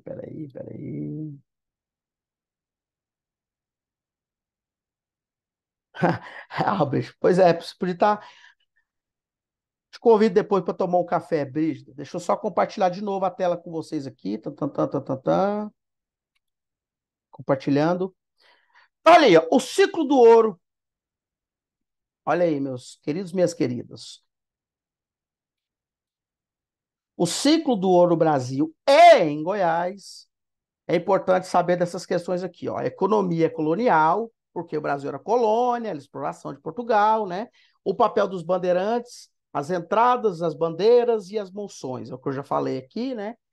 As missões jesuítas não vai cair muito, não vai cair. Eu coloquei aqui só para lembrar, mas não vai, acredito que não vai cair amanhã. Mas as missões jesuítas é porque é o seguinte, como Portugal, Portugal, tinha o interesse de catequizar as pessoas que viviam aqui, expandir o cristianismo nessa região do Brasil, eles tinham as missões jesuítas. Vários padres e a galera da Igreja Católica que vão se transformar missionário do cristianismo no Brasil, na colônia Brasil, no Brasil colônia, certo? E aí vai surgir as missões jesuítas. Tem algumas curiosidades aqui, né? Rapidinho, a tribo Goiás, a origem do nome do nosso estado, o que é uma capitania, o início das províncias do estado, né? Primeiro era chamado de capitania, depois província e depois estado, certo? O estado de Goiás era chamado de capitania, depois província. O termo província é mais do Brasil Império que é chamado de província. Quando o Brasil se torna república, eles deixam de chamar de província e começam a chamar de estado, certo? Então, os estados antes eram chamados de capitanias, depois eram chamados de províncias, e depois, como hoje, é chamado de estado, certo? E aí, gente? Aqui está falando mais da questão do... eu vou findar essa apresentação aqui. Deixa eu só fechando aqui. Eu estou parando porque eu estou fechando algumas coisas aqui. Tan, tan, tan. Deixa eu ver aqui. Não. Então, olha só. Então, nós temos aqui... Aqui eu fiz um resumida, um breve, grande histórico aqui sobre a história do Brasil até chegar em Pirenópolis. Então, Pirenópolis nasce naquele contexto que eu já li para vocês, né? Dentro do contexto do ciclo do ouro, dentro do contexto dos bandeirantes, né? E aí tem o Anhanguera, aquela coisa toda. E aí o tempo vai passando, o ouro também vai entrar em declínio. Por quê? Porque os caras descobriram ouro em vários lugares. De repente, o ouro vai acabar. E algumas regiões, em várias regiões, é o chamado ouro de aluvião, que é um ouro que vai acabando também. Alguns ouros que tem ali na superfície depois acabam, ou mais embaixo acaba. E o ciclo do ouro no Brasil vai se acabando. E aí os caras vão ter que mudar o ramo de atividade econômica, porque o ouro vai acabando em vários lugares. E Pirenópolis não é diferente. Pirenópolis vai ter que se virar nos 30, porque esse ciclo do ouro acaba no Brasil. E o que vai acontecer? Quando o ciclo do ouro se acaba no Brasil, vai surgir, eles vão ter que se virar nos 30 e montar outro ramo de atividade. E Pirenópolis vai para a agricultura. Né? Hoje, Pirenópolis, além da agricultura, um ponto importante de Pirenópolis é o turismo. Então, Pirenópolis é uma cidade, além de cidade histórica, Pirenópolis é uma cidade que se mantém do turismo. E vocês vão fazer prova amanhã, lembre-se que existe um debate na cidade de Pirenópolis atualmente, hoje. Esse debate está acontecendo hoje, lá em Pirenópolis, que é um debate de que Pirenópolis se torna uma Caldas Novas, igual a Caldas Nova, né? Com aquela bagunça, aquela muvuca, aquela loucura, ou Pirenópolis se mantém como uma cidade ainda histórica, na vibe das pousadas, da calmaria, das cachoeiras, ou se torna uma Caldas Novas. Esse debate nós não vamos entrar aqui, porque não é do nosso interesse, certo? Eu prefiro que fique igual a uma Caldas Nova, eu prefiro que você... Isso não importa aqui. O que importa é que vocês que vão morar lá, saiba que quando vocês for morar lá, passar no concurso, for trabalhar ou morar lá, vocês vão entrar, perceber esse debate, né? Não sei se vocês ficaram sabendo há um tempo atrás, há uns 2 anos atrás, ou mais ou menos, houve uma ideia de construir um prédio em Pirenópolis. Eu vou repetir, talvez vocês não escutaram. Construir um prédio em Pirenópolis. Né? Então, quem conhece Pirenópolis sabe que isso seria uma loucura. E aí, então, é uma reflexão muito atual da cidade. Pode ser que surja essa reflexão lá amanhã. Pode ser que apareça, até nas questões de linguagens, de língua portuguesa, né? Essa questão falando sobre isso, né? É o novo debate da cidade de Pirenópolis. Pode ser que surja isso. Essa dicotomia ou essa reflexão entre a Pirenópolis de outrora ou a Pirenópolis moderna. Isso pode surgir amanhã na prova. Então, fica atento a isso, certo? Eu não vou entrar nesse debate, a minha opinião aqui não importa sobre o que eu acho. Vocês tiram suas conclusões sobre o que vocês acham e fica atento que isso pode cair lá amanhã. E aí, gente, voltando para a linha da história, que é o que nos salva, o que salva a gente? O que salva o professor de história e o que salva o aluno que gosta de história? Para ele não ter que ficar decorando data e nome de pessoas. É a linha da história. O que salva o professor e o aluno que quer aprender história? É a linha da história. Se vocês olham as coisas através de uma linha histórica, vocês conseguem compreender, vocês conseguem aprender, certo? Então, façam esse exercício, por favor, uma sugestão minha, humilde. Então, aqui nós fizemos uma linha, nós estamos seguindo uma linha histórica, que começa desde o processo das grandes navegações, do desbravamento, da descoberta, vou usar o termo europeu, da descoberta da América, e depois o português chega aqui no Brasil, vai desbravar um monte de coisa, aquela coisa, que vai chegar até e aí nós estamos aqui em 1700, né? Que é o auge do ciclo do ouro. O século XVIII vai acabar. 1780, 1790, 1799, 1800, 1801, século XIX. O século XIX, muita coisa já tinha acontecido no mundo, gente. Já tinha acontecido a Revolução Francesa, a Revolução Inglesa, certo? Já estava rolando a Revolução Industrial. O mercantilismo tinha acabado. Não existia mais. O mercantilismo tinha acabado na Europa. Já tinha surgido a Revolução Industrial. Século XIX é o período de chegada do capitalismo. Então, século XIX, 1801, nós já temos um mundo capitalista. Ah, professor, mas lá na Tanzânia não era capitalista. Ah, lá na Tailândia não era capitalista. Gente, peraí. Quando eu falo mundo, é as partes mais importantes economicamente, porque o mundo é movido pela questão econômica. Ou alguém tem dúvida disso? Não estou falando de importância, não. Se fosse para morar, eu preferia morar no mato. Preferia morar na fazenda, certo? Então, para mim, seria mais interessante, para mim, Ricardo, seria mais interessante morar nos lugares menos importantes, os lugares onde fosse fazenda, onde tivesse só cachoeira, onde eu não precisasse mais usar sapato. Mas,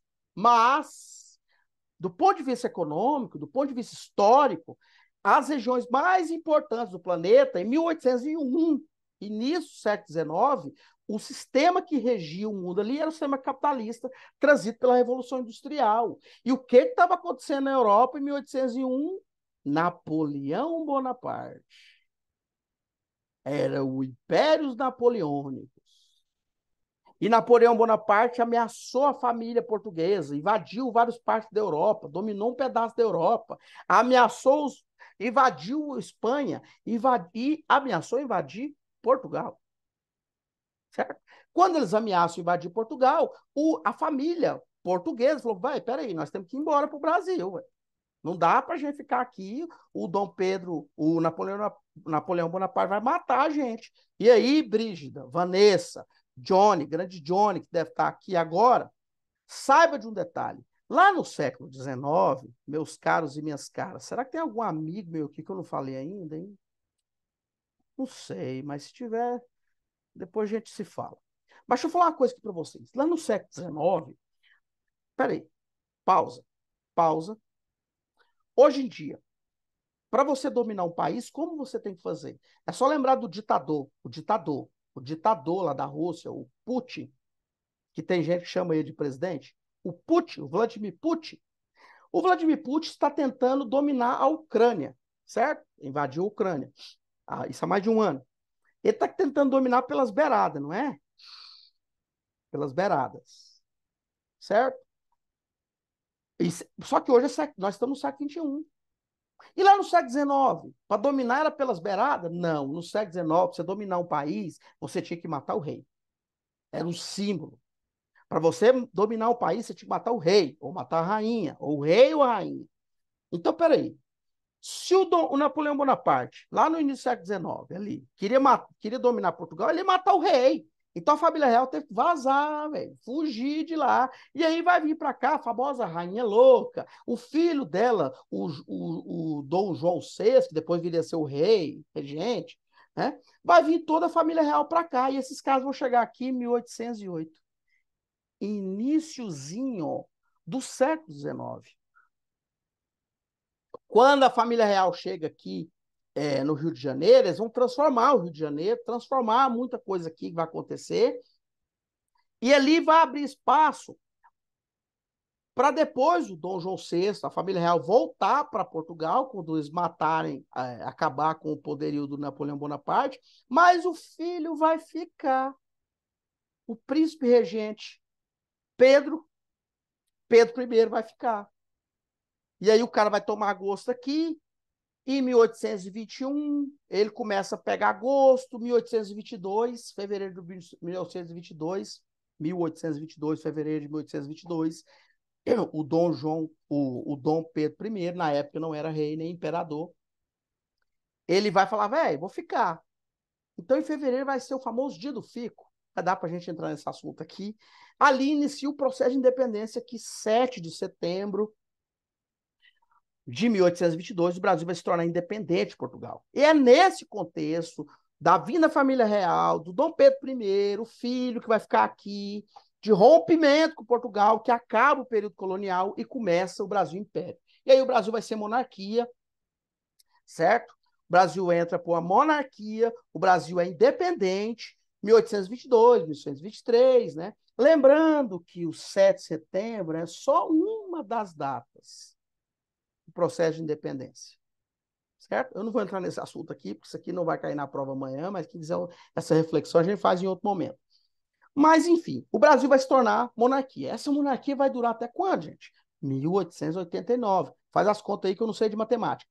De 1822 até 1889 é Brasil Império. Brasil Império. Brasil Monarquia. O Brasil já teve monarquia? Sim, no Brasil Império. De 1822 a 1889. Ali o Brasil foi império. E nós tivemos 2 reis, ou 2 imperadores. Qual que é a diferença de rei para imperador? É só o tamanho do domínio, certo? Mas é a mesma coisa. Então nós tivemos 2 reis, 2 imperadores, é mais fácil aprender com o imperador. Dom Pedro I, Dom Pedro II. 2 reis, 2 imperadores que nós tivemos aqui no nosso humilde império, na nossa humilde monarquia. Esse período aí, Pirenópolis já não era, estava mais na vibe do ciclo do ouro, gente. Porque o Brasil era outro Brasil, certo? No século XIX, era o surgimento das estradas de ferro. O Brasil começou a ter um desenvolvimento mais avançado, porque o Brasil se torna um país. Tem ouro? Tem, mas não era mais, não era como antes. Pirenópolis se mantinha pelo ciclo do ouro? Não, esse período acabou. Nós estamos aqui no Brasil Império, século XIX, Revolução Industrial, outra vibe, certo? É outro momento. Então, Pirenópolis começou a se construir ali, se consolidar economicamente, se virando nos 30, numa coisa mais, mudando o ramo econômico. E aí Pirenópolis começou a entrar na vibe da agricultura, criação de gado, né? É outra vibe. Ah, já era turista? Não. Não. Pirenópolis, as cidades turísticas que nós vemos hoje, é século XX, certo? Nós não chegamos ainda, né? Então, nós temos o período Brasil-Monarquia, o início da Estrada de Ferro, vai ter e aonde vai surgir a Estrada de Ferro? Ela vai começar em São Paulo, vai passar por Minas e vai chegar aqui, mas ela vai chegar em outras regiões. Pirenópolis não faz parte a famosa região da Estrada de Ferro. É só olhar no mapa, gente, do estado de Goiás, certo? Então, minha sugestão de hoje para amanhã, olhar os mapas, aonde fica Pirenópolis, com essa relação da linha da Estrada de Ferro, que é onde o Brasil, que é onde o estado de Goiás, a província de Goiás, vai começar a ter um crescimento. Então, Pirenópolis vai estagnar do ponto de vista de crescimento, certo? É importante perceber essas questões sobre o crescimento de Pirenópolis, né? E aí, o século XIX, Pirenópolis, e aí nós vamos ter o surgimento de algumas famílias importantes. É importante vocês darem uma olhada sobre essa questão de importância sobre as famílias mais importantes de Pirenópolis, família Fleury, a família Jaime, são algumas famílias importantes no histórico de formação de Pirenópolis, que é essa questão das elites que vai se consolidando na cidade, né? Passando pelo século XIX, chega no século XX. Eu estou aqui tentando agora ir para uma vibe mais questão política, né? Política administrativa. A monarquia vai acabar no Brasil em 1889, com a proclamação da República.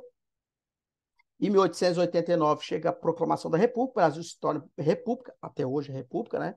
Só que a gente entra na égide da República Velha ainda, o modelo coronelista, Pirenópolis vai entrar nessa vibe coronelista. Do ponto de vista de contribuição para o histórico de transformação do Estado, Pirenópolis não vai deixar de existir, mas ela vai ser menos do que a cidade de Goiás, porque é na cidade de Goiás que vai ser a capital do Estado, é lá que vai ter uma disputa entre duas grandes famílias, duas grandes oligarquias, né, aristocracia, e é ali que vai se dar uma construção de uma mudança no Estado.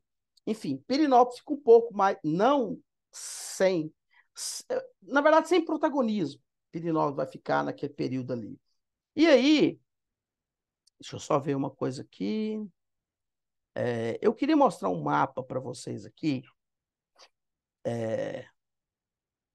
Nós estamos aqui. Espera aí, deixa eu só ver se... Pronto, deixa eu só compartilhar aqui com vocês. Compartilhando. Espera aí um pouquinho.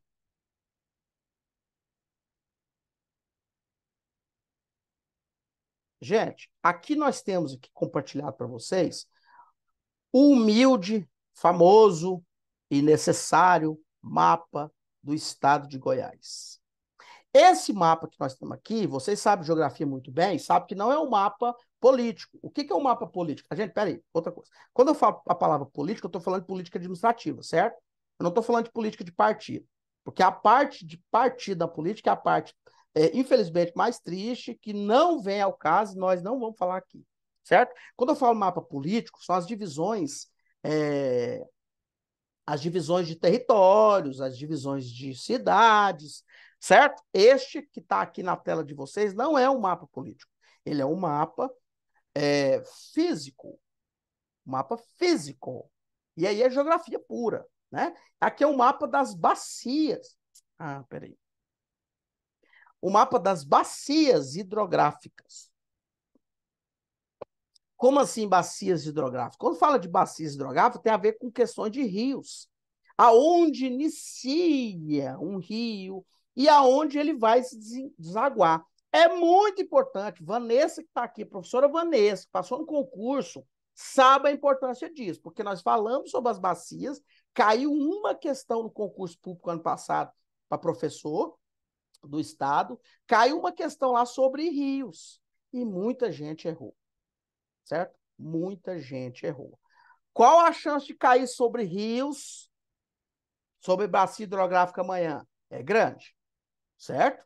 Há uma possibilidade grande. Então, pelo amor de Deus, como dizia Silvio Luiz, pelo amor de meus filhinhos, estude, dá uma olhada sobre essas bacias aqui, talvez vocês não estejam vendo certinho aqui, mas estude sobre as bacias hidrográficas, certo?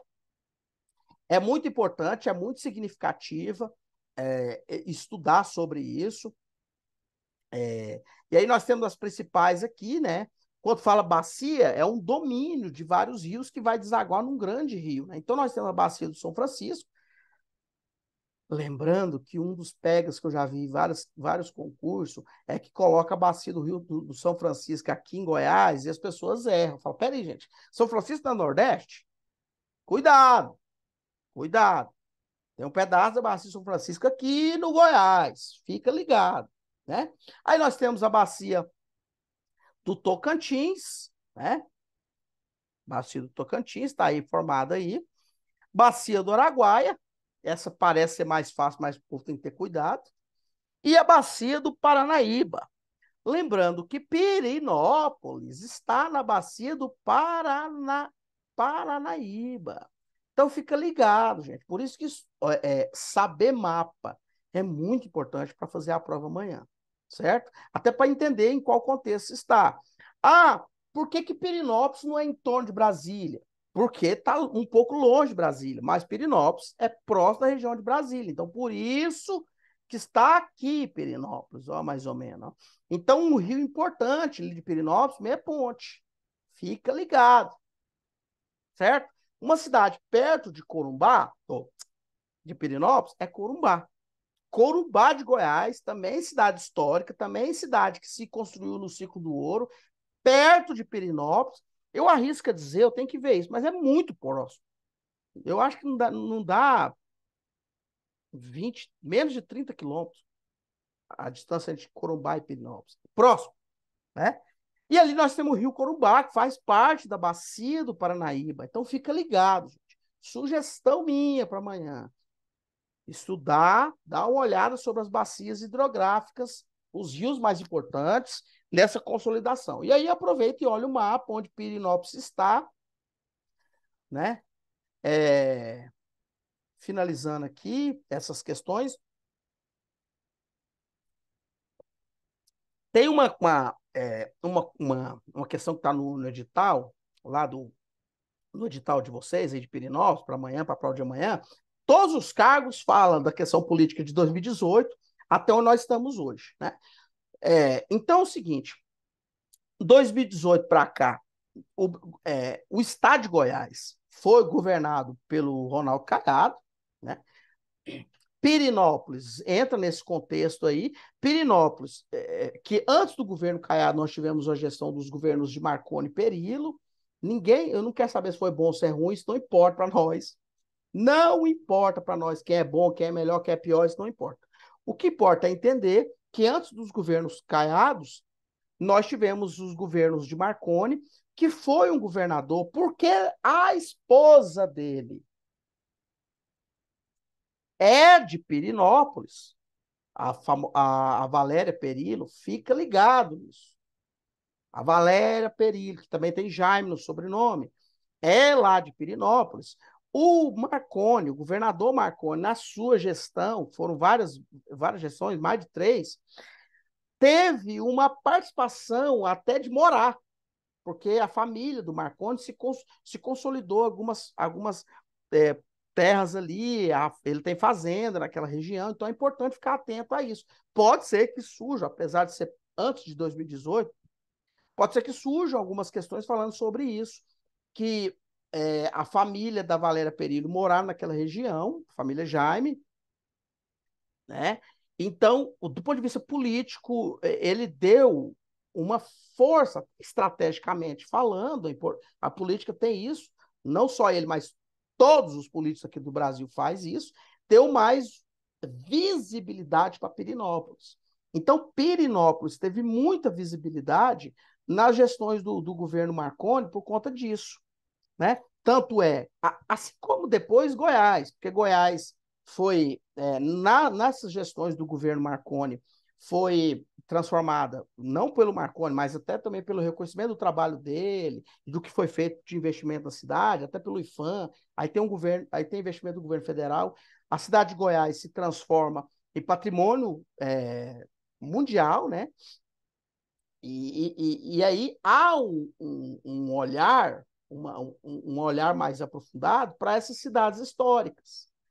E aí Goiás e Pirinópolis, a cidade de Goiás e Pirinópolis começa a ser também uma onda turística, cresce o turismo na cidade. Goiás não desenvolve tanto essa questão turística, mas Pirinópolis sim. Pela aproximação de Pirinópolis com Brasília, vai fazer com que Pirinópolis se torne uma cidade muito turística e muito visitada por Brasília. Aqui, quem está em Brasília, aqui, está assistindo essa humilde aula, revisão nossa aqui, sabe muito bem. E eu, que já fui várias, milhares de vezes em Pirinópolis, sei que, às vezes, tem mais turistas de Brasília do que de próprio Goiás, lá em Pirinópolis, né? Então, nós temos muita gente de Brasília lá, pela proximidade, também pela questão turística, porque Pirinópolis investiu muito nos últimos 30 anos nessa questão turística, que, por exemplo, Goiás não fez esse investimento, né? Então é importante saber desse detalhe.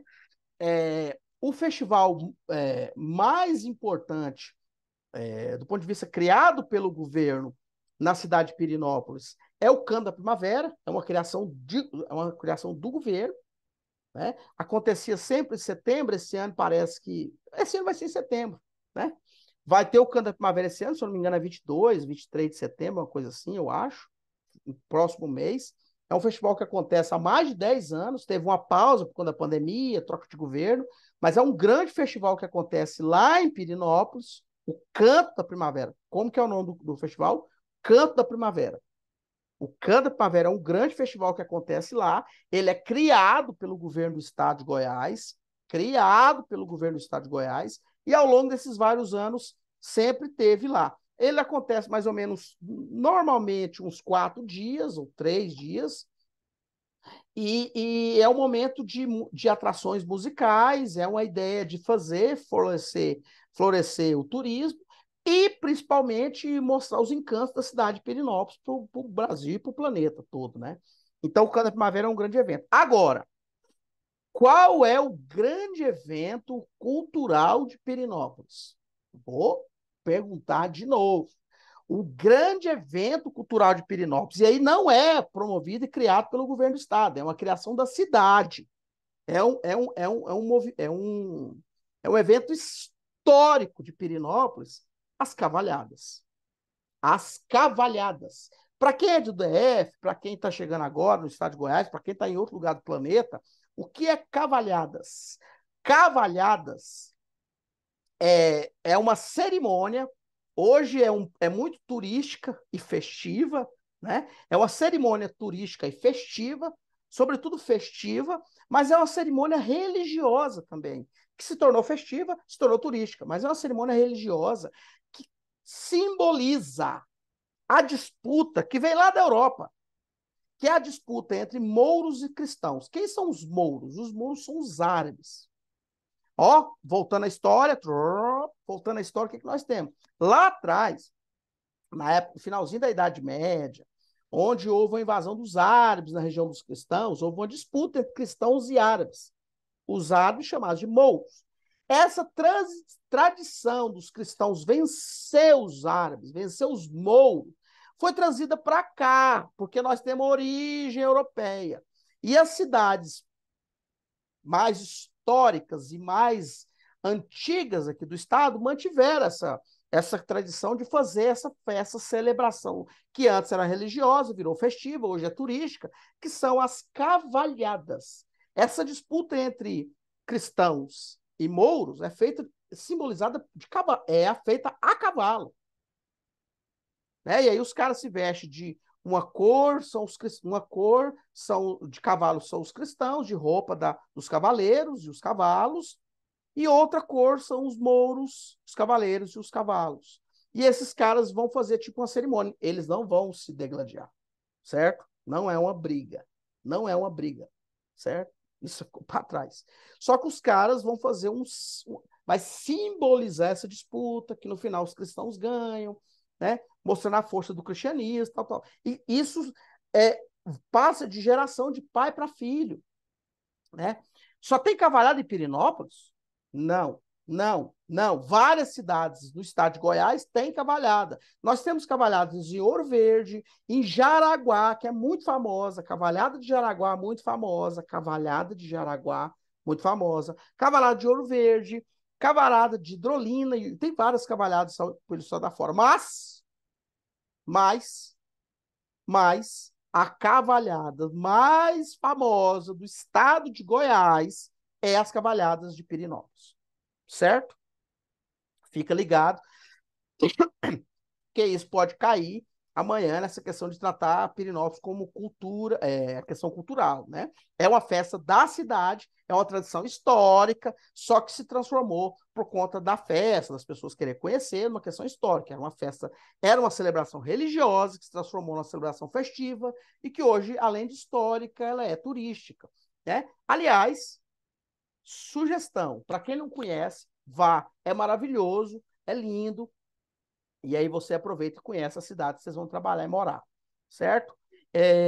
Então, Canta Primavera é um evento promovido pelo governo do estado lá na cidade de Pirenópolis há mais de 10 anos. Todo ano acontece. E as Cavalhadas, que é uma festa histórica, tradicional da cidade, certo? As duas grandes festas lá, que acontecem em Pirenópolis. Pirenópolis é marcado, como é muito próximo de Brasília, tem vários festivais gastronômicos que acontece lá, e recentemente acontece o famoso Piribir. Recentemente não, né? Tem muito tempo, né? Quem promove, inclusive, é um conhecido meu, Ricardo Trick, meu xará, o Ricardo Trick é um dos criadores dessa ideia do famoso Piri Beer, que é um festival de cerveja muito famoso, importante vocês conhecerem, o Piri Beer, que teve, se eu não me engano, 2 edições do Piri Beer foi em Goiânia. É um trem meio doido assim, né? Até para divulgar a marca. 2 Piri Beer aconteceu em Goiânia. Olha que coisa mais doida. É coisa de brasileiro, coisa de Brasil. Mas o Piri Beer também é uma festa de Pirinópolis, uma festa recente, né? Até porque Pirinópolis, atualmente, porque Pirinópolis tem uma unidade, presta atenção, tem uma unidade da UEG, Universidade Estadual de Goiás, é na entrada da cidade, a Universidade Estadual de Goiás, UEG, tem uma unidade na entrada da cidade, uma unidade da UEG, e a unidade lá tem uma referência grande nessa questão da gastronomia, por isso já teve vários eventos lá de gastronomia e dessa questão de criação de cerveja. Tem uma cerveja muito famosa, criada lá em Pirinópolis, chamada Santa Dica.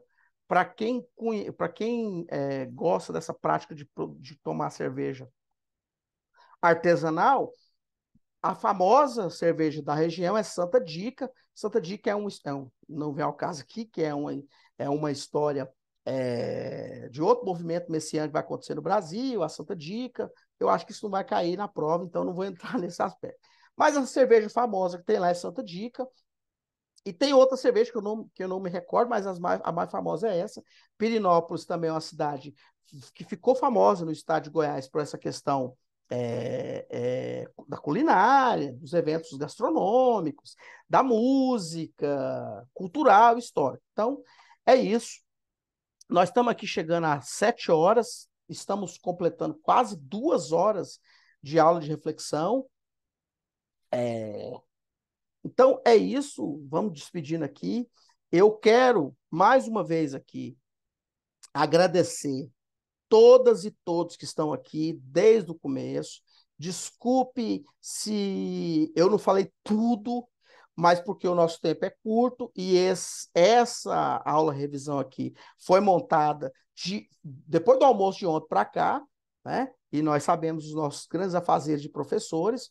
Nós montamos tudo muito rápido. Quero agradecer mais uma vez ao professor Rodrigo Gondim, que inclusive está com um monte de aulão, vai ter um aulão dose dupla. Alô, Vanessa, a professora Vanessa está articulando isso aí nos grupos. Vai ter o aulão dose dupla número 2, sobre conhecimentos educacionais, que tá caindo mais nos concursos, né? Tá intenso aí, um monte de concurso nós vamos ter aí, Novo Gama, Vianópolis, Piracajuba, Aparecida de Goiânia. Então vai ter o Iabadi de Goiás, provavelmente, tomara que seja o mais breve possível. Eles vão fazer o aulão número 2, estou aqui vendendo o curso, né? Aulão dose dupla número 2, que eles vão fazer ainda para vocês aí, focado no Abadia e outros concursos que virão para frente, porque os conteúdos são parecidos. Eu espero que vocês tenham gostado. Eu quero deixar aqui, até para vocês anotarem. Espera aí. Eu vou deixar aqui. Espera aí. Deixa eu deixar aqui.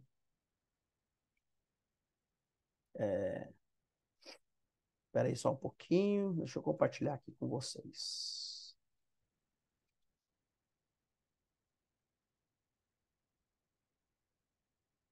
Pessoal, aqui estão as minhas... Fiquem atentos e atentas. Peço encarecidamente. Obrigado pela presença de todos vocês. Lembrando que eu sou aquele professor que pode demorar. Vou repetir. A professora Brígida, a Vanessa, sobretudo, sabe que eu demoro a responder, mas eu sempre respondo. Aqui está meu WhatsApp, certo? Se tiver, né? Ah, professor, mas você está passando seu WhatsApp para todo mundo? Se tiver algum problema, eu bloqueio. Certo? Aí eu tenho meu Instagram, anotem meu Instagram, @prof.ricardo.tavares. Eu estou sempre postando alguma coisa de informação no meu Instagram e eu ainda tenho Facebook, olha só, ainda tem Facebook. Então, aí estão as minhas principais redes sociais, estou entrando devagarzinho no TikTok, no Threads, e enfim, qualquer coisa, manda mensagem, estou à disposição de todos e todas aqui. Conte comigo. Lembre-se que eu vou preparar uns aulões e aí vai ser mais detalhado, porque aqui eu falei muita coisa em tão pouco tempo, quase 2 horas, porque nós demoramos uns 15, 20 minutos para começar de fato. Mas nós falamos aqui quase 2 horas de muita coisa, falando sobre Geohistória de Goiás, conhecimentos gerais, um pouco sobre Pirenópolis, questão política, é, enfim, deixa eu só cancelar aqui. Então, aqui estão as informações. Professor Ricardo Tavares, qualquer coisa manda mensagem, qualquer dúvida. Obrigado. Deixa eu ver o que o pessoal está falando aqui. Ah, gente, eu fico muito feliz. Deixa eu colocar o coraçãozinho aqui, né? Olha o coraçãozinho aqui, ó. Ó, satisfação. Coraçãozinho aqui para vocês, ó. Coraçãozinho para vocês. Tava com muita saudade de ter essa aula aqui. No nosso salão vai ser mais diferente, vai ser maior, vai ser com mais tempo, vai dar para falar de mais coisa. Eu tô falando rápido, assim, igual débil mental, mas é porque é muito conteúdo, né? Se for. Porque, tipo assim, eu tô acostumado a falar de mercantilismo em 5 aulas, né? Então aqui eu tive que falar muito rápido. Tô até ficando rouco, mas tá bom. Hoje é sábado. Ó, deixa eu ver aqui, gratidão. Eu que agradeço vocês, obrigado eu. Obrigado, Osana, desde o começo tá anunciando aí. Obrigado, Osana.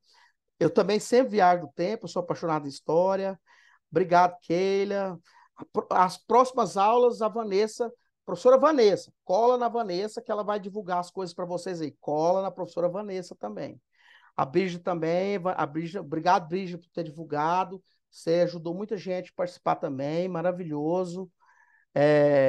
Até rolando. Ah, é. E aí, quem quiser entrar no grupo aí, olha no chat aí, o Dose Dupla, que é o aulão do professor Rodrigo, entra que vale a pena. Se você quiser virar servidor público, efetivo, cola no professor Rodrigo, hein? Obrigado, muito obrigado, valeu demais. Deixa eu só ler aqui, não terminou não, calma, gente. Aguardando aulas com você para os concursos de Vianópolis. Nova Vianópolis é uma cidadezinha tão bonitinha. Piracanjuba, maravilha, Piracanjuba maravilhoso. Meu padrinho tem chácara lá. Catalão, 300 vagas. 300 vagas, Catalão. E Aparecido de Goiânia, que o edital deve estar saindo a qualquer hora aí. Maravilhoso, excelente suas aulas, muito obrigado. O meu canal no YouTube, gente, é tão humilde, tem poucas aulas, mas eu vou começar a gravar e pôr lá, porque o tempo não ajuda, né? Mas eu estou sempre colocando. Osana, obrigado, professor. Amém. Amém, amém vocês. Catalão Novo Gama, Piracanjuba Novo Gama, muito bem, pode contar sempre. Gente, por último, duas últimas coisas. Toda quinta-feira, das 18 às 19, eu estou na Interativa FM. Nas minhas redes sociais tem um número lá de mandar mensagem no WhatsApp para me xingar ou para me elogiar, viu? Quem não quiser, só escuta. Tá lá, eu estou na Interativa FM toda quinta-feira, falando dos temas da cidade, não é nada de concurso, certo, gente? Lá é falando sobre os temas da cidade, comentando sobre reportagens. Eu estou na Interativa toda quinta-feira, das 18 às 19, programa DQD, certo? Quem quiser, estiver escutando o rádio do carro, sintoniza lá. E por último, boa sorte. Desejo que vocês façam uma boa prova, satisfação. Eu vou colocar isso aqui daqui a pouco, quando eu processar, vou colocar ele no grupo, para vocês compartilhar para quem quiser, fica à vontade. Qualquer coisa, manda mensagem. Tchau, tchau, tchau. Até mais. Até.